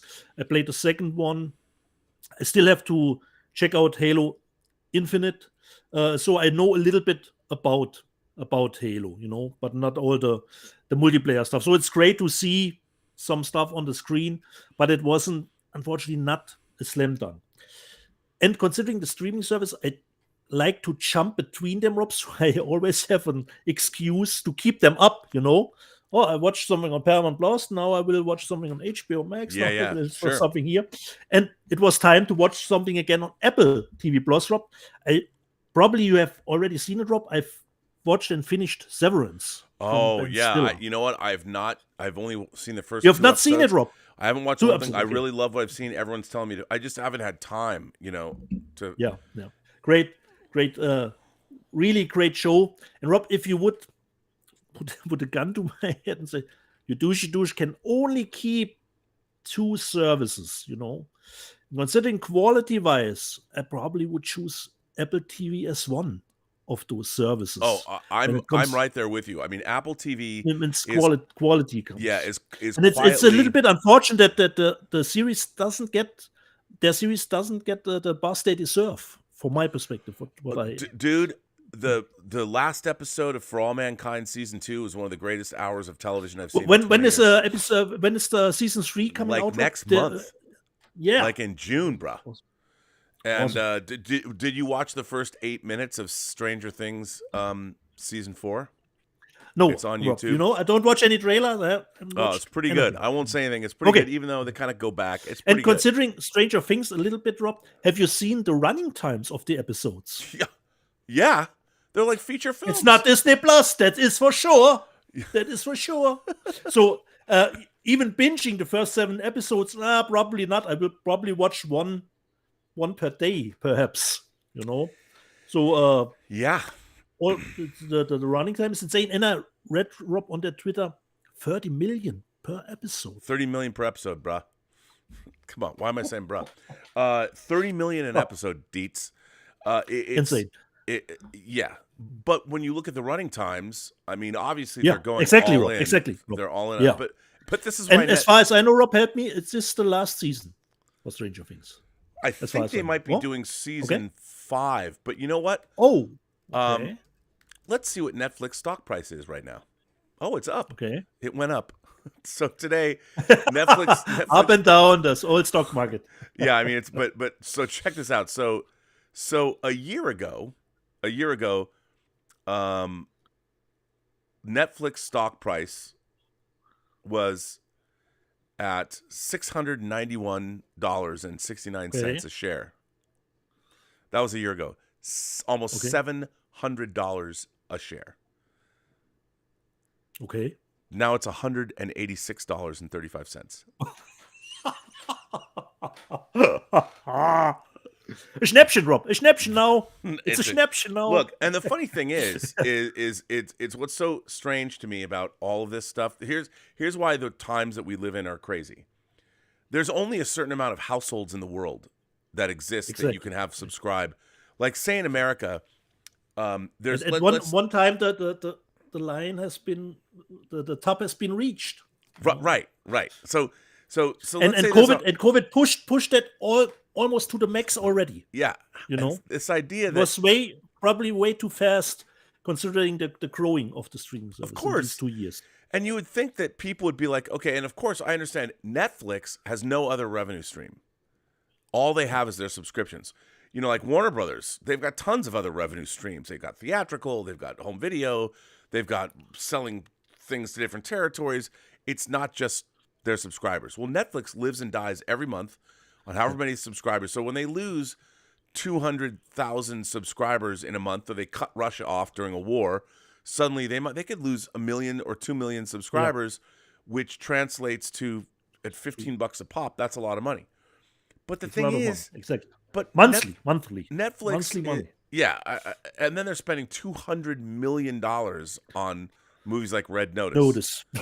And the funny thing is that the amount of money they're spending on a movie like that will never translate into subscribers. They're never going to get $200 million worth of subscribers out of, because they're already, they were already covering like 65 to 70% of the households in America are already subscribed to Netflix. That's huge coverage. That's a lot. If any company would love that. When you just can't expect that every show will be a Squid Game. You just can't. No, and the funny thing about that is Squid Game's only Squid Game for a couple of months. Then it's in one ear and out the other. It was longer than we normally know about shows, Yeah, and what have you done for me lately? Yeah, that was one of the shows that was talked about for, let's say, 2 or 3 months at least, considering it was bingeable.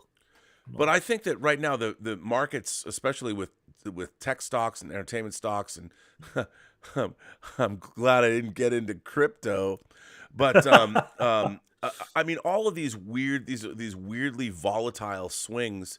I think Netflix, if I had money, I don't, because we just moved. I have nothing. I'll never have anything again. But if I did, I would totally buy into Netflix at $186 a share. They're not going anywhere, and they might get bought by somebody. And then, but the thing about Netflix is, I watch Netflix all the time. But like you said, Apple TV, because Apple doesn't give a fuck. They don't care about their subscriptions. And they're like, you know what? We're just gonna quietly, Apple's walking. You know what they're walking around with in their back pocket? An Oscar. They got an Oscar for Coda right out of the gate. Netflix has been pushing. They've been trying to get an Oscar for years. And Apple walks up and says, "Hold my beer." They bought, sorry for interjecting, that they bought a movie without knowing that it could get an Oscar. Nope. Didn't know. And it was.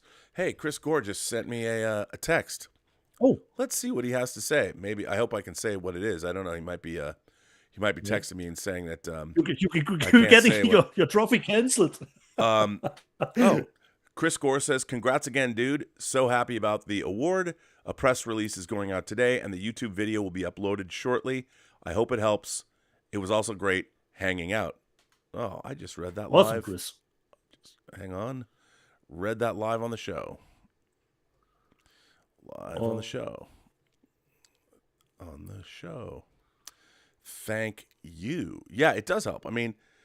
That Chris Gore has always, I'll tell you something funny about Chris Gore. So back in 1994, I was working with Peter Billingsley, the star of A Christmas Story. And he and I we had a production company named Summerlin Productions. We'd worked together editing this movie Arcade. Was this later? Was this after Full Moon? After the Full Moon? Yeah, we were working at Full Moon, and then we were making music videos and short films. And the first short film that we made together was a movie called The Sacred Fire that was based on a Charles DeLint short story, a Canadian fantasist. And we made it, we just made it in a couple days. And he started it, and I actually sent it in to Chris Gore's. at the time. It was called the Film Threat Video Guide. I think the Film Threat Video Guide. And they reviewed people's short movies. And they reviewed our movie, and they gave it a favorable review in 1994. And based on that favorable review, I was able to sell our short film to a company that put out 4 short sci-fi horror films. And I called my friend Eric Wallace up, and he's now the showrunner of The Flash on the CW. And he had a short film too. So I said, dude, give me your movie. And I sent his movie in and the Sacred Fire in, and it came out on this very, very, very rare video VHS tape with 4 short movies on it called Midnight Follies. I still have a copy of it, a VHS copy of it. But yeah, very, very rare. And thanks to Chris Gore, I mean, that was 28 years ago. So it was pretty cool to go to his award show and have Tango Shalom win. So that was pretty neat. Nice. Okay. Rob, should I show more physical media first? Hell yeah. We get into the letters? Show it to us. Because we talk a lot about stuff. Next one. By the way, I just want to say Echo-Based Network made a documentary. I don't think I showed it. It's in the house. They about the Star Wars stuff? Yeah. Did I show it? They sent me a Blu-ray. They put their documentary out on Blu-ray. You can purchase it from them, I would imagine. Echo-Based Network says, Rob, not sure if you read the print on the back of our Blu-ray for our documentary, but we gave you a special shout-out. Well, thank you for that. I did not know that. I will. I have to find it because I have it here, and if I haven't shown it on the show, I'll show it next week. Next week, yeah, as a new release. Next one, we are back at the Cat in the Backdrop from Shudder, because we like that Shudder, a streaming service, is putting out their stuff on Blu-ray too. Yeah, shouts out to Shudder. But it looks dope, Rob. Death Valley. Wow, look at that. Enjoyably gross and gruesome kills. Look at that. Yeah. The mission has gone to hell, Rob. Cat in the Back from Shudder. The next one, Rob. How can you resist? I totally have to agree with you. You were at the theater to watch this movie. I finally have it, bought it, watched it, and I'm totally in the same camp as you. Pretty mediocre and forgettable. The Uncharted movie with Tom Holland. And the problem with the movie, Rob, actually, it's the Steelbook. That's a nice Steelbook, though. In the Steelbook, you have nice stuff. You have a little bit of a bookmark here with Tom. And you have, like with the House of Gucci stuff, a little bit of a notice. There you go. Of a little book. Okay. So inside the Steelbook, it looks like this. You have the 4K. This is the Steelbook for Uncharted. And for me, Rob, the problem actually stems considering from MCU movies and Fast and the Furious movies. The film has no stakes. You never fear that anything will happen to Tom Holland. There are almost, with these new blockbusters, everyone is a superhero. Right. It doesn't matter what happens on screen. When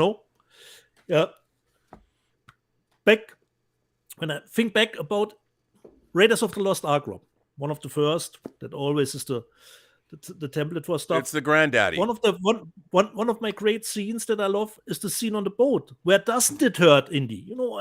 Here and there.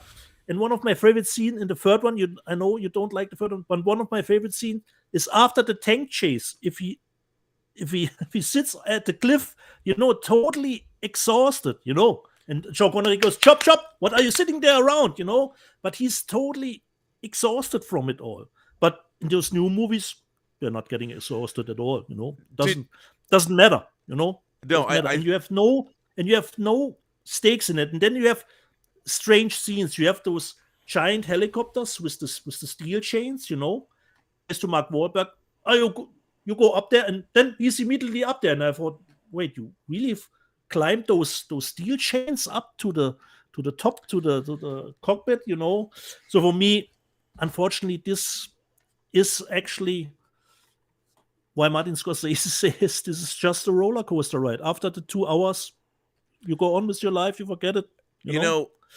And And I forget all the stuff that is not tied to Uncharted, that they don't look like the Uncharted characters. Let's leave that all out. You know, it was just you watch that 2 hour roller coaster ride, and okay, but nothing more. Nothing you more. know, And what I totally hate are those great thieves. You know, they are not really near at you, and then they have put something out of your backpack. You know, they have it now. She has to cross.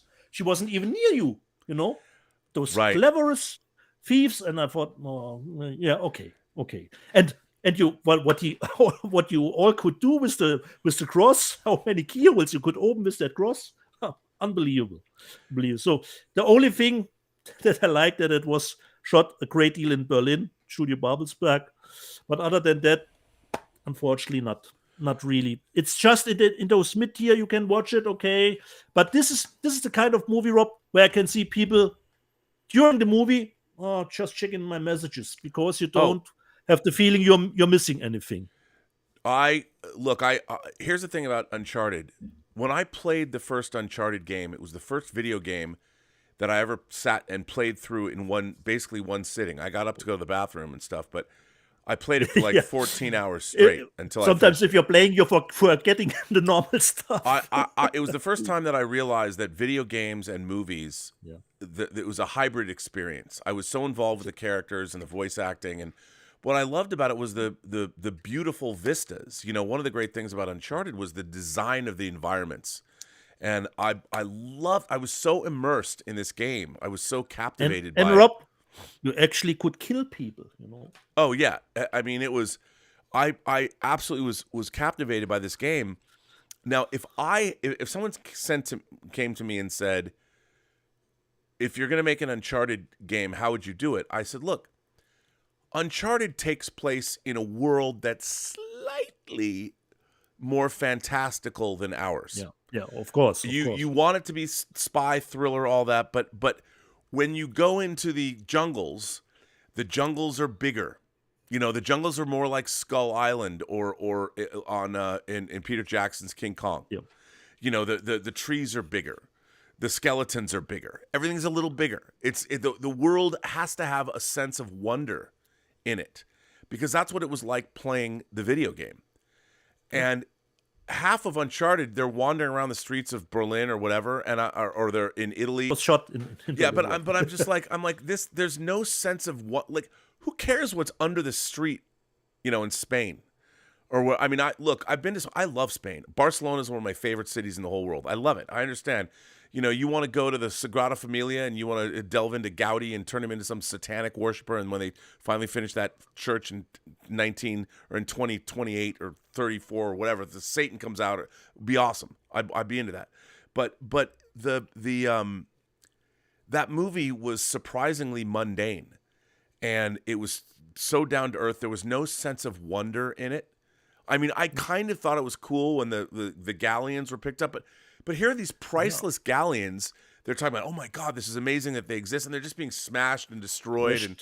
And I CGI, and even at the beginning, you already thought, okay, this is already Fast and the Furious over the top stuff. And I blame a little bit the Fast and the Furious franchise and the MCU for that kind of movies that we are getting with those franchises. Yeah, I mean, look, I agree with you, but I have to say, I mean, even the Fast and the Furious franchise has spun off into, like, I love the Fast and the Furious franchise. I love how the Fast and the Furious did go that route, but it doesn't mean that others have to follow. No, but I hated Hobbs and Shaw. I hated Fast 9. Okay, because I like Hobbs and Shaw. Hobbs and Shaw was fun, but it still was science fiction. He's a super soldier and all that. But I really hated the fact that, like, in Fast 5, to me, I still believed it. I still believe, even though these two cars with the swinging, probably couldn't happen, but I was still into it the way I'm into a James Bond movie or whatever. And then Fast 6, it began to lose me. The runway at the end that they're going down for fucking 10 minutes or whatever, and like, come on, that's the longest runway in the world. And by the time you get to Fast 7, cars jumping between buildings, and then Fast 9, you still have to believe. Like, the thing about Raiders of the Lost Ark, all the peril, you believe it. Yeah. And so and here you have no parallel, Rob. There was no parallel. I no. I didn't believe one frame of the Uncharted movie. Yeah.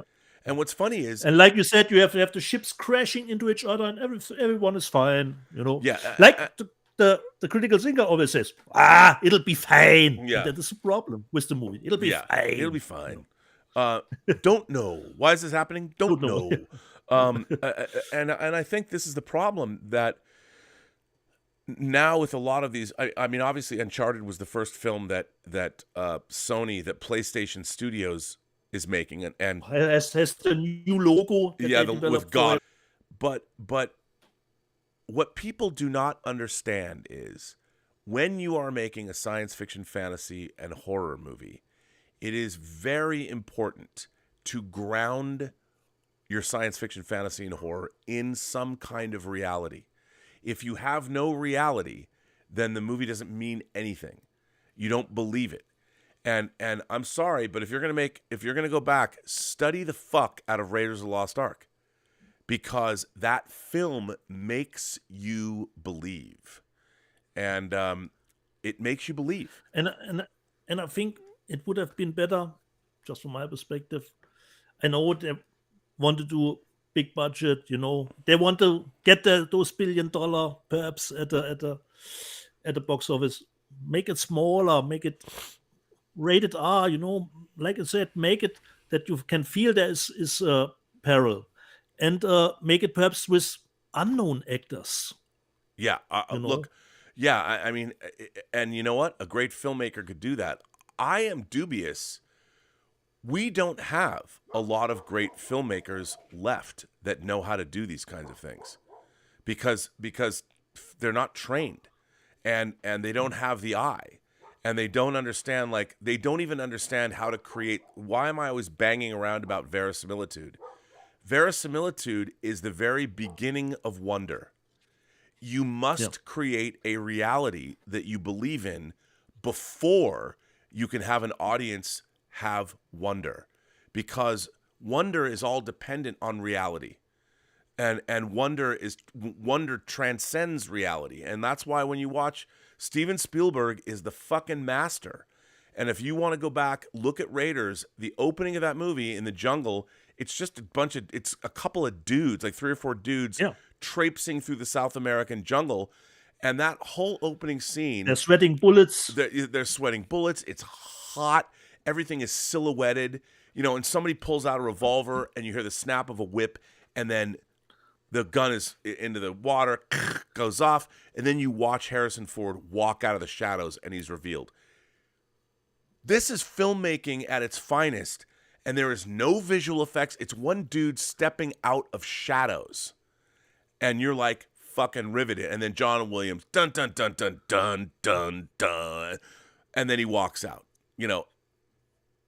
The people that are making movies today, very few people know how to do that, because all of these movies, first of all, they're being made by pre-visualization departments, where a pre-visualization department is like, okay, here's this action scene, and let's create it. And the problem is the people that are creating it are doing everything they can. They're using all their tools, and hey, we have virtual cameras and we can move them around and do this and that, but bam, boo, it's all cool.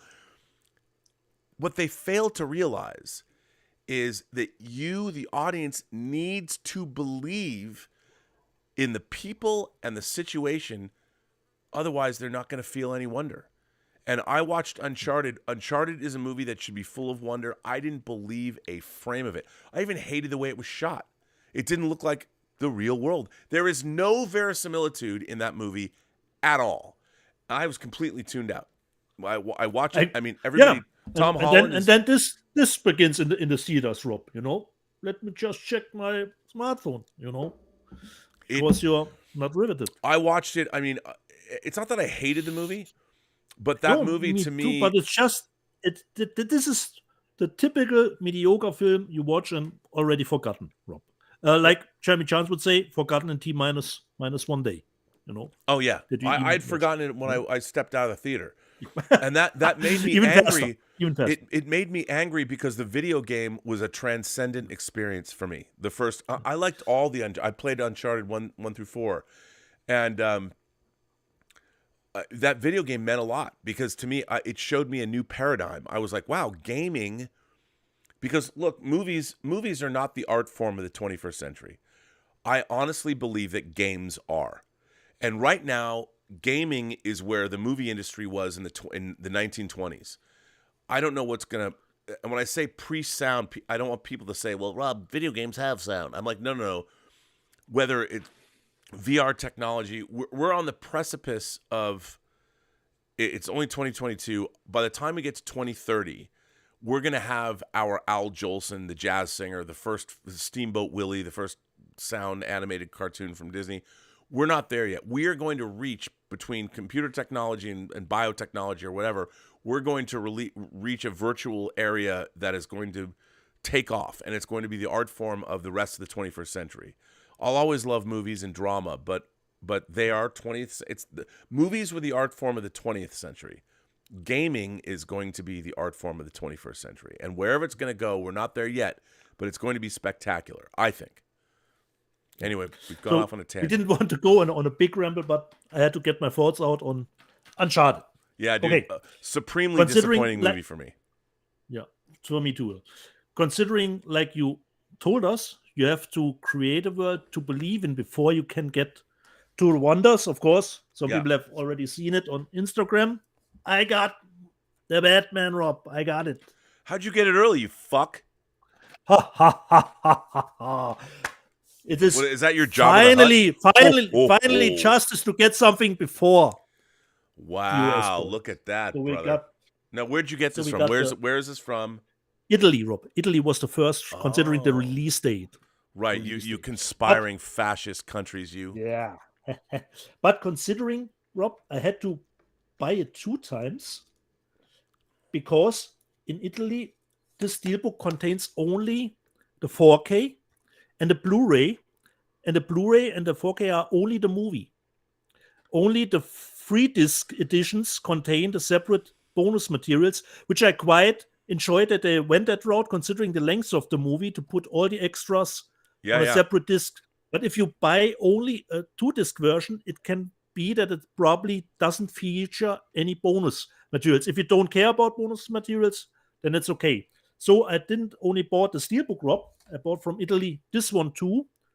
This is just a normal one, but this comes with the bonus discs. Okay. And considering the Batman, this was one of those movies this year, Rob, where I really, for probably the longest time, I really delved into the special features of the making of the movie. Oh yeah, and they're really nice. They're really nice. And the only thing that's missing that I think I read somewhere is on Apple TV Plus is the audio commentary from Matt Reeves. You will get an audio commentary from Matt Reeves if you buy the movie. And that's on Apple TV? Or it's on Apple TV. Wow. Apple TV. Yeah. Correct. Here, there's no audio commentary, but the rest of the special features is in it. So I already got the Batman. Wow. This came last week too. So probably people wonder, Peter, where's the trash? Now we're getting to there. And even trash stuff, Rob, you always can learn stuff from trash movies. Yes, and you with can. the next one, Rob, I learned dolphins are motherfuckers. You know, something I didn't know before the movie. Huh? But now I know. Dolphins are motherfuckers, Rob. And what is the movie from Troma? Mutant Blast is the movie called. There's dolphins in that movie? Rob, I don't want to tell you anything more.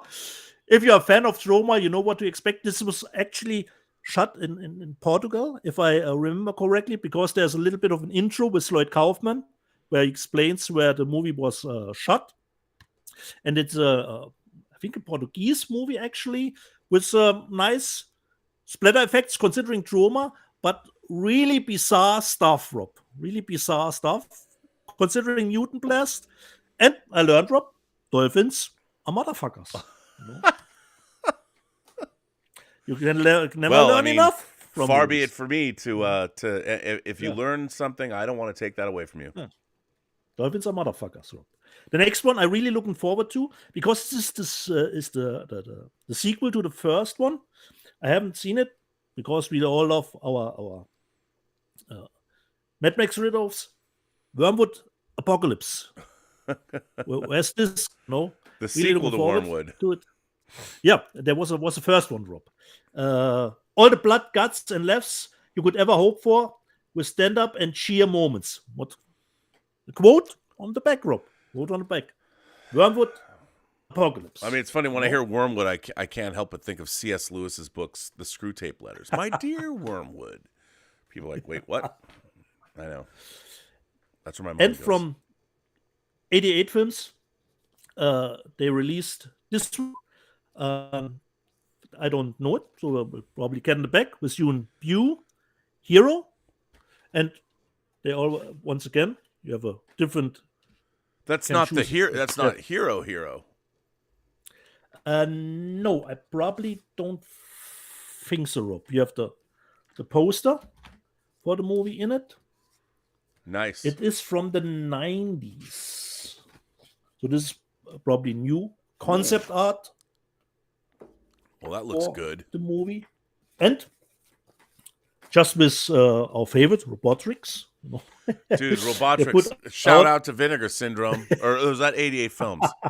88 films. It's 88 Films. Sorry. Sorry, 88 Films. Robotrix. A little booklet in it. So this was the last for this week. So I've gotten way more than I was expecting, Rob. Because I didn't expect to get the Batman already this week. I was expecting it like most people next week. But luckily it did came early. And it came with the Uncharted 2. So, but I've got one left, considering video games. We talked a little bit about Halo and Uncharted stuff. This one I totally forgot last week, Rob, to show last week. I haven't played it. I heard difficulty is a little bit tough. I bought Sifu. Rob is our sensei here, Vengeance Edition, and it comes. I always told you, Rob, I only buy video games anymore if they are some sort of a special edition. I don't buy just games if they are just in the normal sleeve and there are just 16 megabyte of content on it to that you can make the download. So it has to be a little bit of a special edition. This comes. It's the Steelbook. Ooh. And it is actually. I can't help but think that game is called Shut the Fuck Up, even though it's not.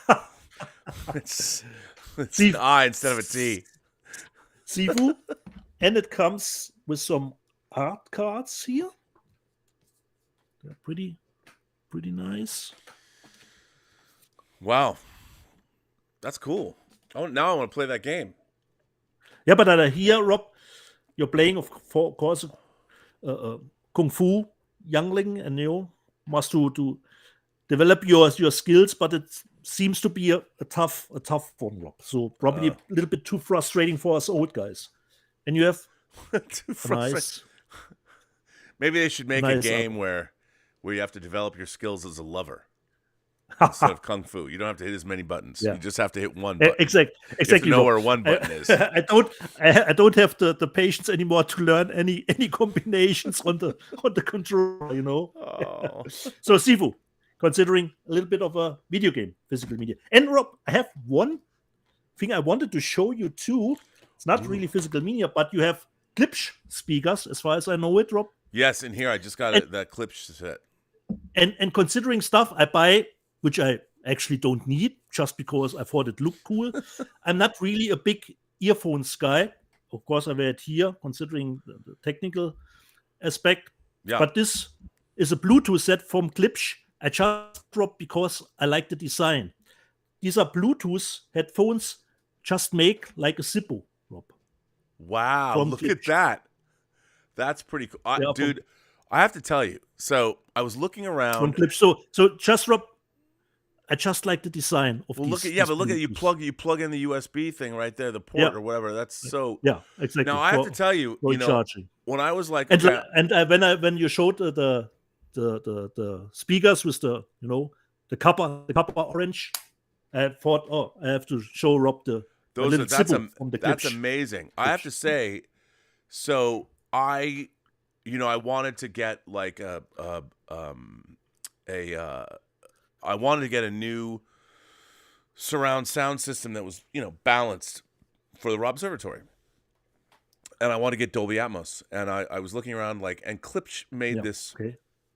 I don't know if it was, it was bundled together in Amazon. Okay. So it's a It's always good if you buy speakers from the same company, considering home theater system, that they are a little bit harmonizing together better. So I guess these speakers are fucking huge. I mean, they are huge. This room. You didn't look at the measurements, Rob? I wasn't paying attention. I mean, I wasn't. Okay. I wasn't paying attention. I mean, the subwoofer is gigantic, and the room that I'm in, the Observatory, this is a 2-car garage. Okay, and you'll see. I mean, you'll see behind me today. It'll be completely enclosed, like the old. You can't really tell, but I am not backed up. I used to be backed up right against. Okay. There's about 10 feet behind me right here that goes back into the corner. So Elizabeth, when we're doing Whining About Movies, you'll be able to walk around here. This desk is now in the middle of the garage. It's in the center, and so it's great. So these speakers, dude, I fired up. So I connected. I had this new Pioneer Elite amp because I love Pioneer Elite stuff. So the subwoofer is from Klipsch too? Yeah, the whole thing is from Klipsch. Okay. So there's it's a 7.11 system because and I can add 2 more. I can make it 9.1, but I'd have to buy more, which I could, because the interesting thing is, so you can have side surrounds and rear surrounds, which I'll do eventually, but for the most part, I'm just gonna have the back surrounds, because I the sound field in here, you have to have a proper room to have proper surround sound, and while you can have 9.11, meaning the Atmos speakers, the Klipsch speakers have Atmos in the top of them, so they fire up, and you don't have to do that, but you can. But this room, you have to have a room that's big enough, because there's no reason, if you fill your room with a bunch of sound, a cacophony of sound, you're not hearing. If your space isn't correct and you have too many speakers, it just becomes a muddy mess. Yeah. So you have to have the directionality, and you have to be able to position the speakers where you're actually hearing everything. But I plugged them in. I just plugged in the center channel, which is fucking huge. I plugged in the center channel and the right and the Atmos thing.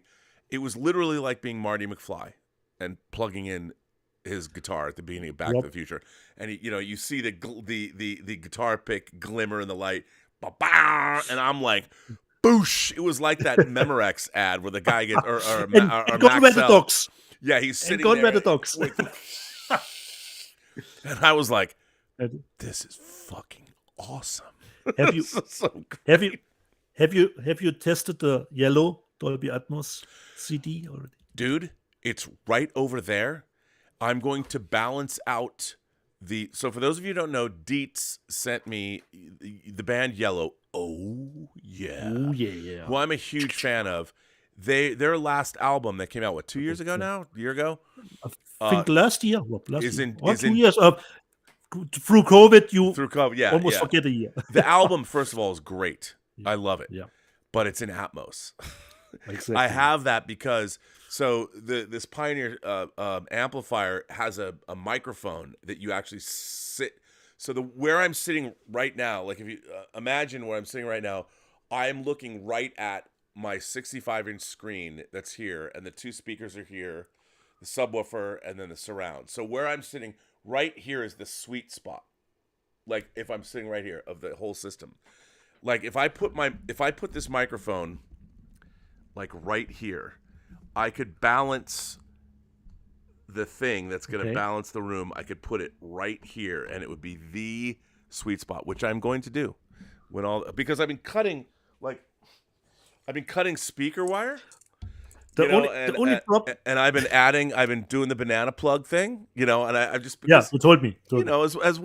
As one does, you do that, and so I will be putting the speaker wire around, and actually the dog got to this one, but it's all good. So this speaker wire will be this whole place is gonna be wired. Anyway, by the time the only problem, Rob, the yellow Dolby Atmos Blu-ray is so great.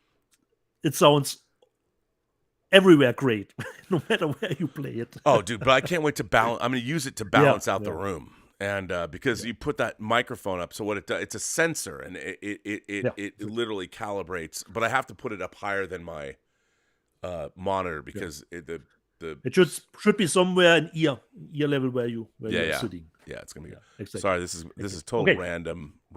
Yeah. Where were we? What's this show about? What is it about? Everything, and everywhere. Everything, everywhere, all at once. Exactly, Rob. All at once. We have some letters, Rob, left. Well, why don't we get to the letters? Yeah, exactly. We also have more super chats. Tom Jr. Jackson asks if there's a members chat today. There is not. Not just myself, but Roberto Suarez also had COVID, and he sets up the member chats. Okay. So next week, there's going to be one next week. Okay.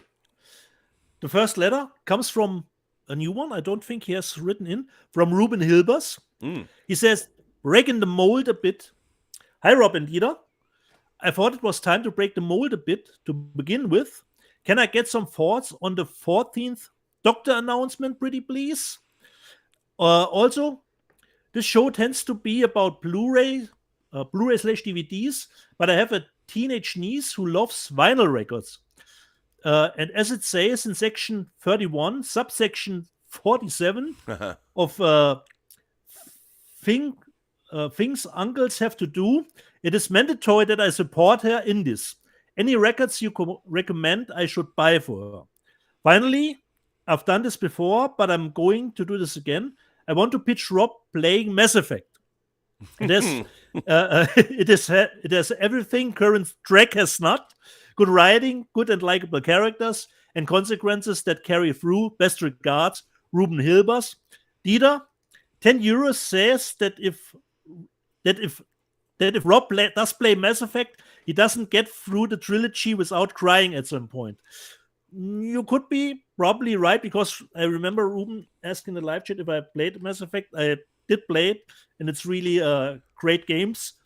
On the other question, Rob, what do we think about the 14th Doctor announcement? I'm not a Doctor Who guy. I can't help you there. Rob, you perhaps a little bit more? Ncuti Gatwa, the actor, he's a black gay actor who he is in the Netflix series Sex Education. He's fucking great. I love this casting. I think that he is. Look, I understand everybody wants to. We're in the throes of an overcorrection where everybody wants to make sure that representation happens everywhere. Immediately. Yeah, and I to me, the problem is representation isn't enough. You need to have great stories, as always, great characters and great stories. If that person, if you want to show, I don't care if someone is a person of color, an LGBTQ, transgender, whatever. If you give somebody a transgender character that is beautifully written, incredibly well performed, and is put in amazing stories, that's the best thing it's not enough. You can't just put somebody who's transgendered and show them. You've got to make them heroic. You've got to put them into. You have to make them have a. And you know what? Great characters are not reduced to traits. So, Ncuti Gatwa, he is a phenomenal actor. If you watch Sex Education, he's great, especially the last season. Really great, where he went back to Africa and met his relatives. Really great storyline. I love him. I love him as a performer. I think he's an electrifying presence. Great choice. Russell T. Davies comes back. Russell T. Davies is the architect of the best era of modern Doctor Who. He's also responsible for 5 of my favorite hours of modern televised science fiction, which is Torchwood: Children of Earth. Now, I knew who Captain Jack Harkness was because I'd watched Doctor Who. I had not watched Torchwood, the series, the first 2 seasons. I bought Children of Earth because people said it was good. Dude, I put in that first episode. I think it's like just day 1, day 2, day 3, day 4, day 5. I put in that first episode like 1 a.m. I come home from work. The disc was there. I'm like, I'm going to check this out. Bruh. I stayed up all night and watched all 5 episodes. It is Torchwood: Children of Earth, in my mind. It was directed mostly by Euros Lyn. Is 5 of the finest hours of televised science fiction of the last 20 years. Now, that and something like the end of From the Earth to the Moon. It's great stuff. And now Russell T Davies, who wrote Children of Earth and also is back. He produced the 10th Doctor, the David Tennant Doctor era. Or is that 10th Doctor, 11th Doctor? David Tennant's coming back. I think the combination of Ncuti Gatwa and of Russell T Davies, I'm hoping that we're going to get a great new run of Doctor Who episodes. I'm hoping. Okay. And I think it's going to be great.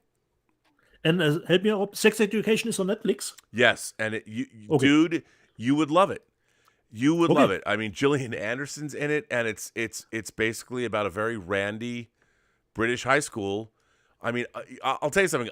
I've never watched a show where I wished I could have gone to the high school as much as I wished I could have gone to the high school in Sex Education. Let me just tell you, it's a great show. Great show. There you go. And he is great in it. So, yeah. Awesome. And the other thing he wanted to know, Rob, have you any, from my perspective at the moment, vinyl records recommendation for him? Well, for I mean, look, niece? I think what's great about vinyl records now is they're the best they've ever been. Like when we grew up, like American vinyl was shit. When I was in high school, I was buying 12 inches and all kinds of remixes and stuff, and I hated American vinyl. I would always buy UK vinyl, or the best vinyl in the world was always Japanese. I mean, Japanese was like right here, and British vinyl was down, and then American vinyl, I'm like, I hate American vinyl. It's like American vinyl came out of the press with pops and skips and static built into it. I hated American vinyl. But now you've got this heavy gauge vinyl, and I think we have some of the best vinyl ever. And it's not about the vinyl. It's about what does your daughter love? If she's collecting vinyl, I mean, I love that I hear, because the tactile, the whole presence of putting a record down and putting the stylus down, I would say it's and actually now you can get vinyl again. I mean, the real question is not like, you have to ask your daughter what music does she like. Yeah. It's all about what is it she wants to listen to. What I love about it is I don't have it in I have the soundtrack to UFO on vinyl, on purple vinyl that I bought. I don't know if that that would not be no. She would not. Okay. That would not be something she would dig. No, she wouldn't dig that. But yeah, man, you will find something. You will find something, Ruben. Yep. For her.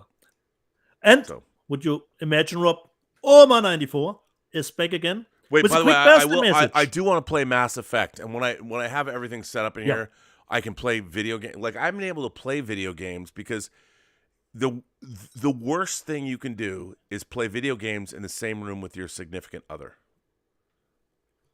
Don't ever do it. So now I've got a place where I can play video games. Finally. Oma is here. Big birthday message. Hi, Rob, and guten Abend, Dieter. This will be a very quick letter. I just wanted to say happy birthday to Rob. He gets to have a bit of a celebration of his birthday with all of us on Let's Get Physical Media, with everyone's favorite German as his right-hand man. Let's celebrate another year of our Viceroy of Verisimilitude, Master of Fun and Wonder, Existential Mr. Rogers, and some other phrases I'm forgetting. Thanks, live long and prosper, Oma. I will have Prince play you a riff.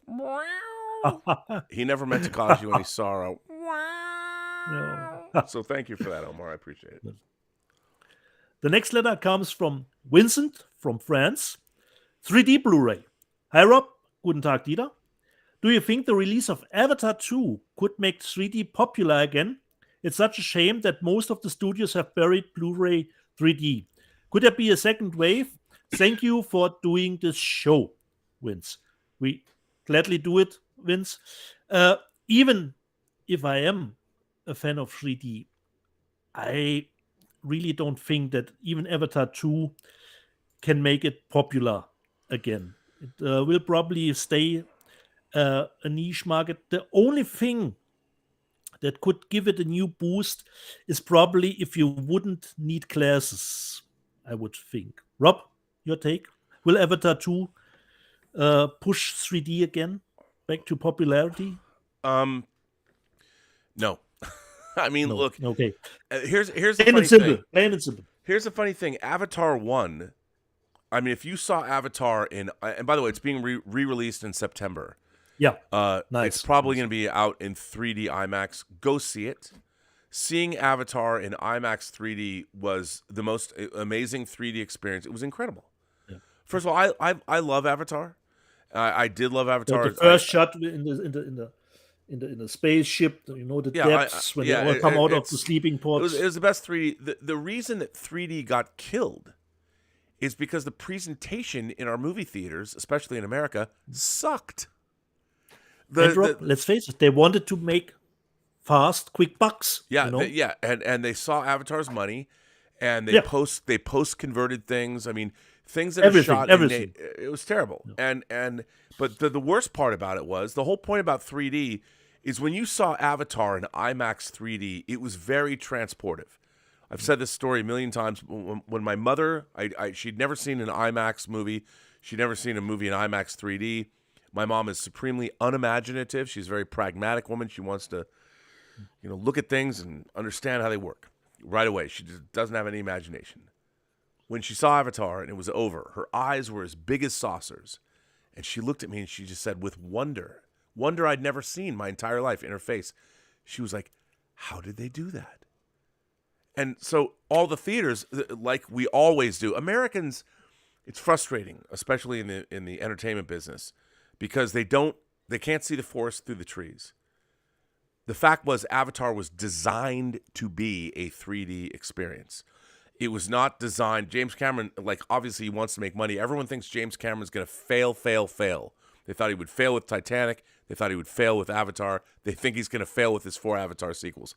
Fuck off. Why are you guys always betting against Jimmy C? He will always deliver the goods. But, so studios wanted to cash in, but 3D is all about the presentation, which means you have to make your screens bright because 3D cuts the brightness in half. So basically, when people are going to theaters, which no longer have union projectionists, everything is bargain basement. The presentation of 3D in American theaters was fucking terrible. The exhibitors and the conversions weren't there yet. They weren't there yet. No. And they tried to convert these movies into 3D, and you're like, why am I watching this? And you could barely see. I think I can honestly say this. I went and saw a lot of 3D movies in the theater. Yeah. The only time I ever had a good experience was with Avatar in IMAX. Every other 3D experience I went had, there were others like Gods of Egypt in IMAX in the Chinese theater. That was awesome. Maybe that's why I love Gods of Egypt. I make no apologies. And the movies that were converted were getting way more than the movies that really was shot in real 3D. I mean, like Days of Future Past was shot in the X-Men movie was shot in 3D. Awesome, and then awesome 3D. Awesome 3D because it was really shot in 3D. And when you saw those things in a properly calibrated situation, it was awesome. Yeah. But in America, you never got that. You never got that. They would always dim the bulbs. And that's why 3D died here. I hope. I mean, dude, it was a lot of stuff coming together, trying to make the quick buck. And if you would have shown probably every 2 or 3 months a 3D movie that was nicely presentation, that it would be something special. But it wasn't anything special anymore. Considering 3D, Rob, when the TVs came out, what movies I could buy, what trash movies I could buy that was converted somehow into some 3D version was insane. I mean, I'm a huge proponent of home 3D because it's properly calibrated. So when you see the brightness levels, it's great. That's why that's why the 0.53% of people that are buying their discs, when they get home and those 3D aficionados, whether you have passive or active glasses, whatever your system you have, it's great. You look at it and go, this is awesome. I love this. This was shot in real 3D. Yeah. Drive angle back in the day. And it's nice. How does that look? 3D. Still good. Not Avatar good, but still good. Yeah. So just when I watched the movie, I watched it in 3D, considering Drive Angry. Okay. That was the letter about 3D. So no. And Mass Effect I will play, by the way. Okay. The next one, Rob, of course, we said we don't know everything. We make mistakes. Brian Knight is here considering that Cinderella movie. Charles Band Cinderella. Robert, Charles Band Cinderella was made in 1977 before Full Moon Productions existed. Wow. Cinderella, played by Cheryl Smith, who was the lead in Lamora, great vampire movie. Sorry, I own that. I have Lamora. Sorry for confusing you. This was a Full Moon movie. Second, Ted Nicolau is in pre-production of a prequel to the Subspecies series, hopefully out next year. Anders Hoff is listed in IMDb, returning as Radu from Brian Knight. Brian, look, I didn't know him very well, but obviously when I worked at Full Moon, they were still. I think the Subspecies movies are some of Full Moon's best. Ted Nicolau, obviously, he's made films in that series where they didn't have enough money to make them, but I hope that they will return to greatness. I mean, Charlie Band, God bless him, still kicking out those movies. And exactly. I'd love to see a great Subspecies movie again. I really would. I think it'd be great. Which is amazing. And Cinderella, I haven't seen it. I didn't know that and like you said, I didn't remember a Cinderella, but Charlie Band. Like he told us, it isn't actually a Full Moon movie, but the letter last week said it would be a Full Moon movie. I should call up Charlie and ask him to come on this show. It'd be fun to interview him. But no, he's great. And I love working for Full Moon. I wish he just didn't fuck it up, because it was a great place to work for 2 years. The next one comes from Daniel Brielmeier. Liars, Guns, and Money, a not so simple plan. Hello, Rob. And is this about Farscape? There you go. That's a Farscape episode, bro. There you go. Because, Rob, now hear how the letter starts. Before I go any further, I'm going to test Robert's powers of observations. Does Rob know where the subject heading comes from? When he already answered it before I could even ask the question in the letter. I love Farscape. I'll answer it towards the end of this letter. On to physical media. Have either of you ever given any thought of setting up a media server and copying all of your movies over to them to be watched on demand from any room in your home? I have gone this route. I never thought about that. Rob, your take? Well, it's funny. I've been doing a lot of research into high-end home theaters because I'm thinking about building a separate structure here where we live now to make it a post-production studio. And there's a company called Kaleidoscape. It's very expensive. And isn't that with that big streaming thing? Yeah. So they have hundreds of movies available at higher quality than even physical media. Uncompressed files of movies that are like 120 gigs. It's pretty amazing. And I've thought about putting all my movies on servers and all that, but that's so time consuming. Exactly. Like the thought of it, I'm like I'm looking around, right? You can't even look at these books. I'm looking over here. I mean, look at this. This looks like this picture looks so small. It's just. And by the way, that is not where my Hot Toys Hulkbuster resides. I just put him there because I needed him out of the way. But so I'm looking at when I was moving, I would put the bookcases in the pod, then just fill the bookcases up with stuff, so I'd have to put them on boxes. So I'm looking at all around me right now. I'm looking at my physical media collection. It would take years to digitize everything. To digitize it. It'd be a full-time job, man. I'm like, I kind of like looking. I kind of like looking at everything. I like pulling stuff out, But I've thought about it. He delved into it a little bit further. I created an unrated server with 30 terabytes of drive space. I currently have 350 Blu-rays, 4K movies with plenty of space left. I copied the main feature and audio tracks to my server, but leaving off the features. I have an NVIDIA Shield TV Pro hooked up to my receiver and output to my TV. Works flawlessly. It was definitely a pain in mein Arsch, he says on German, in my ass to start, but definitely worth it.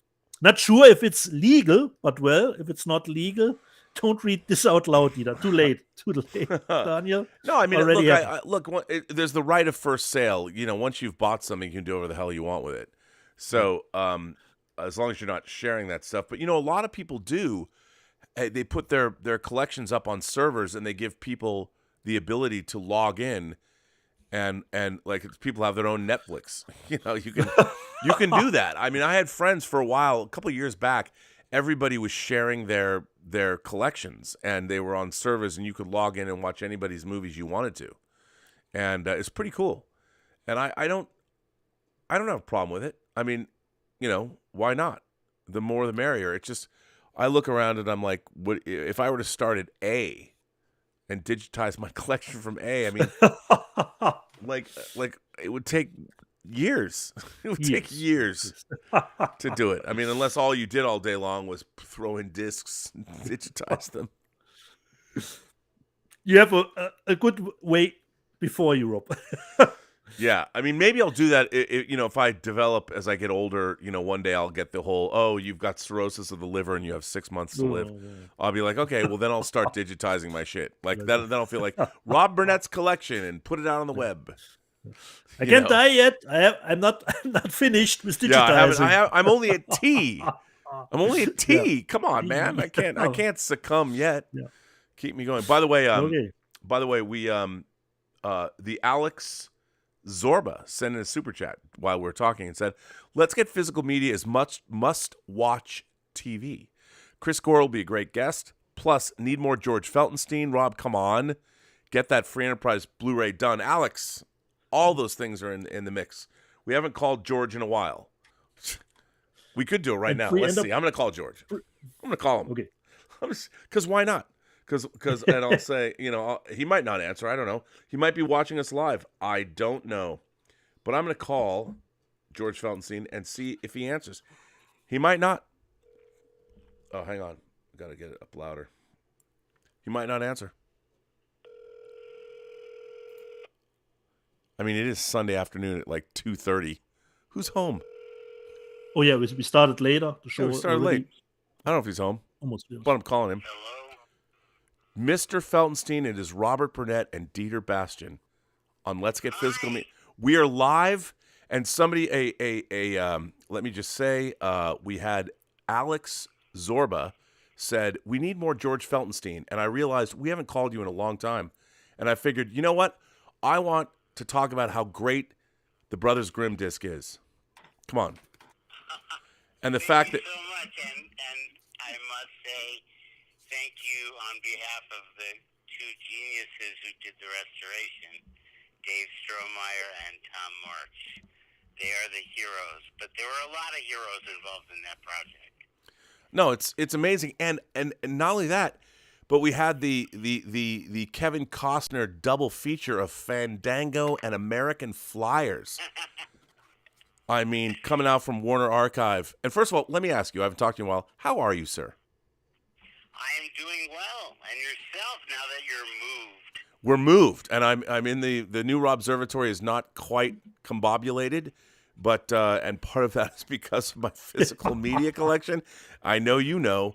But Warner Archive, you've got a lot of really great stuff coming, a lot of classic stuff.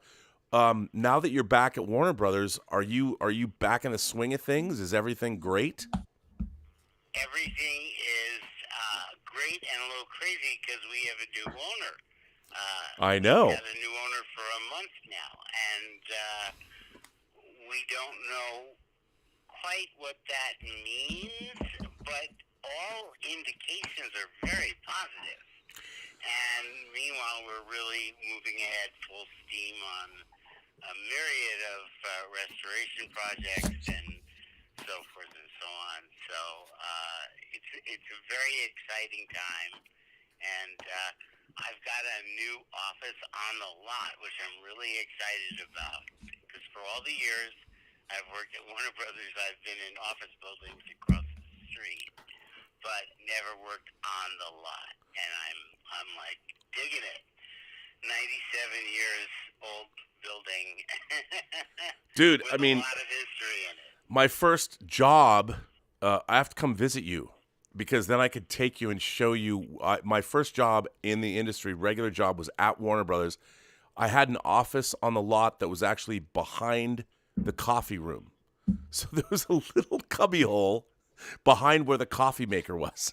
So it was, but it was. Well, it's a little more, sophisticated now because we have what they used to call Central Perk. It was the studio store. Oh yeah. And then they turned it into a Starbucks Central Perk. But now we've got this outrageous studio tour with its own big mega building. So they de-Central Perked it, and it's just a Starbucks again. But that's right next to the building I work in. Which so it was in La La Land, right? Is that the La La Land in the movie La La Land? That actually, where La La Land filmed was diagonally opposite on the lot Warner Brothers Motion Picture Imaging. So they left it in the La La Land condition for about 6 months after the film came out because it was kind of popular on the tour. Well, now let me ask you, since our viewers, it seems like we're seeing what happened with Laserdiscs, the rise of the boutique labels. I mean, Kino Lorber's killing it with their 4Ks, even though they don't add UHD or Dolby Vision, whatever. But we've got all of these different labels are really stepping up. Vinegar Syndrome is putting out 4K discs, and everybody is really as the mainstream studios are showing. People are just not buying physical media. It's becoming like Laserdiscs were, which is a niche collector's market. And one of the things about Warner Brothers that I've always loved is that, Warner Archive, as we've talked about, you guys are the built-in collector's market. The studio has its own. Well, it has you. Where you're going back in and exploiting the library and finding things and doing restorations. And how do you feel about where we're at in terms of physical media for collectors? Well, I think overall because I'm among the we, because I'm a consumer and a purchaser and a collector, I'm on both ends, right? So I've always tried to make our products be what the consumer would want, what I would want as a consumer. And I can't always do that because the budget isn't always there. Right. But, Brothers Grimm is a perfect example of the fates aligning. And to be able to put out, that kind of perfection and a booklet, we usually don't have extras. Right. And the sales were and continue to be quite robust. And I think we're in now an equivalency, and I've been saying this for quite some time, of where Laserdisc was at its zenith before, it was basically chopped down like a tree. Because, I don't think Laserdisc had to go away because DVD was on the way, because it was a long time before, the titles up and the superiority of the format, and of course the superiority of the formats that followed it, it didn't have to die as early as it did. But that was kind of, direction coming from people who just wanted to get out of the business quickly. Right. And what you're seeing, there's a lot of activity going on. And I have to say, it's not just at Warner Brothers, but I'm seeing some other studios, some really fine 4K work with their catalogs. And I think, it maybe 2 or 3, including us. And I wish there were more. Right. But in terms of I think we're looking at a finite number of voracious collectors around the globe who have no boundaries in terms of region coding and will go to any extent to get the content that they want. I would say that Dieter and I are amongst those people. Yeah, well, I am too. And I'm always looking, to see what's happening elsewhere. And I know what I'm trying to make happen within our own shop. And we've got a lot of nitrate sitting around the studio in various external facilities because we're only allowed to keep 90 minutes worth of nitrate film on the lot at any given time. It's a very, very cautious thing. And meanwhile, we're doing all these 4K scans of nitrate negatives and Technicolor recombinations, and it's incredibly exciting and long overdue. So it's not just going to be Technicolor; it'll also be black and white, and it's not just going to be old films. It will be films of the 80s and 90s and 70s, that have been neglected in one way or another, and it's time to shine a light on them again. And I think it's very exciting to see the support that a good release gets. And then there's, of course, our friends at Criterion.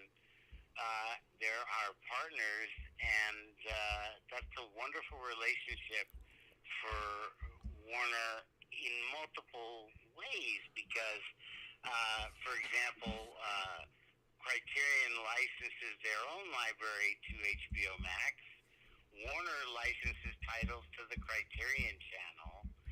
We license films to Criterion to put out physically that complement our leases. It's very incestuous. They also Criterion licenses titles to TCM. So it's very incestuous in a very healthy way. Well, that it gets a lot more film out there. I have to say, I showed it today. It came out last week or 2 weeks ago. Round Midnight. Bertrand Travernier's film Round Midnight. I had been, when Warner Archive's social media was on Twitter all the time, I'm like, please, please, please. I have the Laserdisc. I have the DVD. Please put out Round Midnight on disc. And sure enough, Criterion put it out. And there was a huge delay on that because of some legal issues.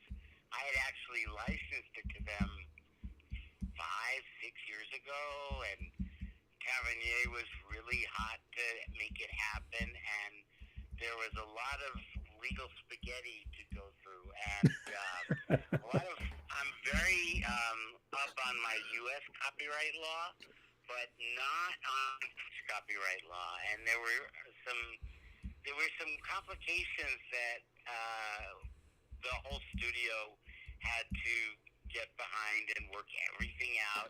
And it's all worked out, and the Criterion basically, carried the ball in working with Tavernier to scan the negative, which is in France. We have rights to the film everywhere except for France. So it worked out well for everyone, and that's the first stop. But when it shows on television score is available for digital sale or whatever. Everything comes from that new 4K master, and that's terribly exciting. Dude, it looks so good. I just wish the disc was actually in 4K, but it looks that could happen. I mean, I'm not saying that being completely upfront with you, there's no plans to, that I know of, for them to... Studio Canal, perhaps? Because, they just... It hasn't even been, 6-7 months since Citizen Kane. They kind of dip their toe into the water delicately because they are very, very astute business people as well as great creators, and they wanted to enter the market correctly but cautiously. And I think you're going to see more and more titles coming from them in that format. But I know the master, I know the scan was done in 4K. I'm assuming they completed it in 4K. I'm not sure. But, it's certainly a possibility for down the line. Yeah. We'll see. But for as of now, that could be, 3 or 4 years from now. Who knows? So... and right now what you have is an amazing looking and sounding disc. Oh, dude, it sounds incredible. That Herbie Hancock score is amazing. Yep. Well, listen, before I let you go, and first of all, thanks for picking up because I haven't talked to you in a while.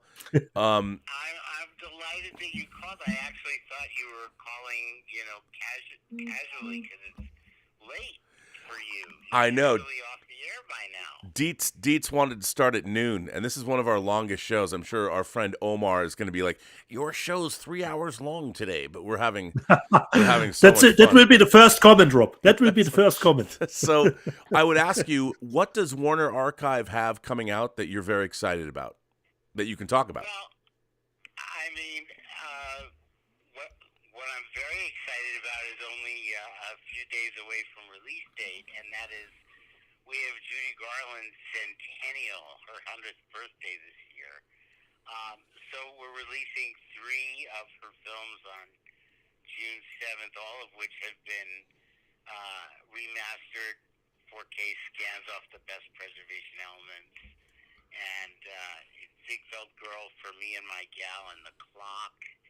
And The Clock is a non-musical. It's the only dramatic film she made during her MGM tenure, and it's directed by Verisimilitude. It's a wonderful love story, and all these films were in 30-year-old standard definition transfers that were done for the launch of TNT in 1988, and it's obscene.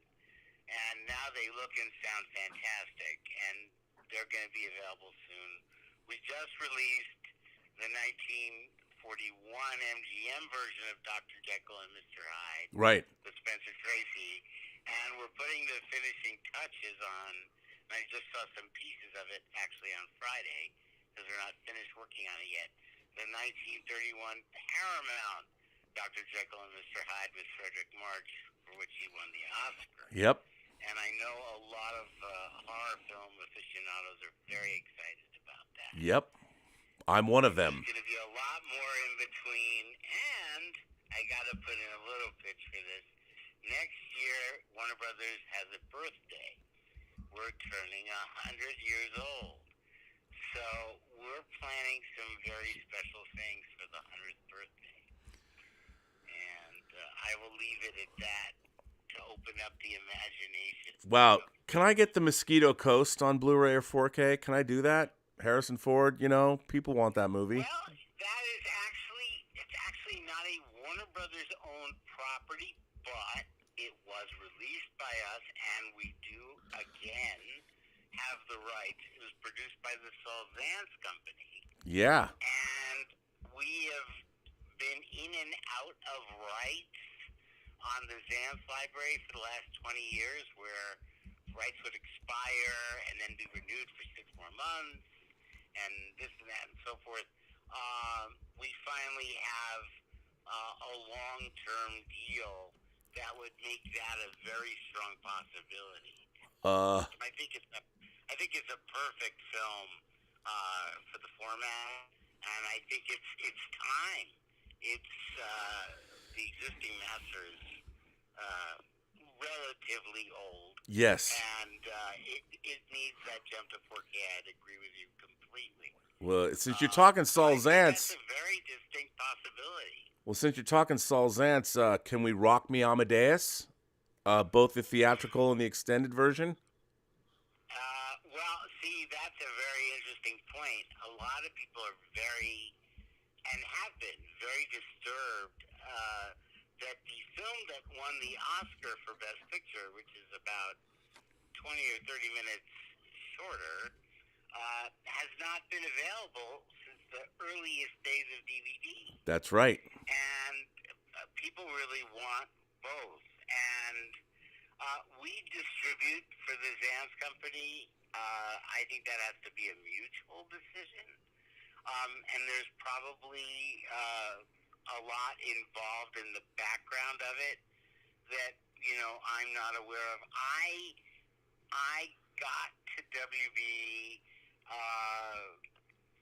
a little before that director's cut happened.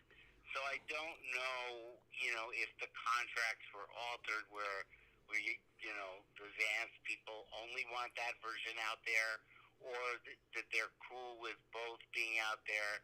I really don't know the answer to that. What I do know is that the Blu-ray we put out back in, I think, 2010 or maybe a little earlier. Yeah. Which I had nothing to do with, but the person who did work on it, who no longer works at Warner Brothers, I think must have had stock in Johnson wax, because it looked like wax figures moving on the screen instead of people. Yeah, that's. I wasn't going to say that, but I'll leave that up to you. Pretty ugly disc. And there's no harm in speaking the truth. You can't polish a sow's ear or whatever the old adage is. That definitely the makeover, and it needs its grain back. And ideally, if it was up to me, and it's not, because the high profile 4K releases, I am really not involved in, except to be in an advisory capacity. Sure. And, when I was, having my long extended vacation there for a while last year, they started working on Singing in the Rain. But by the time I got back, they hadn't finished it, and I found a whole lot of things that needed to be corrected. And they were, and the disc came out gorgeous. Dude, that disc is awesome. It's awesome. It really is. It really is. And one of our most beloved colorists, she worked on that, and then her last thing that she worked on before she retired of her own volition was Giant. And that's coming out in June. Yeah. And tough movie to do, because it's never, I always joke that it didn't look good the day it opened, probably because of the Warner color and the dupes. There's so many obstacles in it, but they really did a bang up job improving it significantly. And it was shown at the TCM Film Festival to great response, and most importantly, and this is where, again, I get involved, is I have the relationship on behalf of the company with George Stevens Jr., who is very protective of the film. He was on the set of the film working with his dad, and he also happens to own a portion of the film. So, and we've had a great relationship for many, many years. And, I'm the guy at this studio who the estates and the creative people and or their, successors and families, that they can speak to who can actually advocate for them. So, originally it was supposed to be Giant was going to play at the TCM Film Festival an hour after E.T. started at the Chinese. And I kind of got in a fit about that. I said, excuse me, but we just did this hugely expensive restoration, and Mr. Stevens is not happy about where you've put the film, and it got moved to a prime slot at the Chinese on the IMAX screen on Friday night, and it was a sellout, and people loved it. So it's a multifaceted position, but I'm so fortunate to be in that position to advocate for the fans and to advocate for the films, to advocate for the legacy, and ultimately to get people's shelves filled with physical media. That's what we like to hear on this show, George. Well, look, if I might just say, look, just for my own edification, I want a 4K of Excalibur and I want a 4K of The Exorcist soon, and a 4K of Barry Lyndon. Come on, bro. You've done Clockwork Orange. You've done 2001. You've done Full Metal Jacket. You've done The Shining. You know what? You know what I don't have? Say it with me now. Barry Lyndon in 4K. Come on. Well, I think it's highly likely. Okay, that's what I like to hear. I'm not pressing you on the point. No. I'm just saying that Barry Lyndon came out on Blu-ray in the wrong aspect ratio.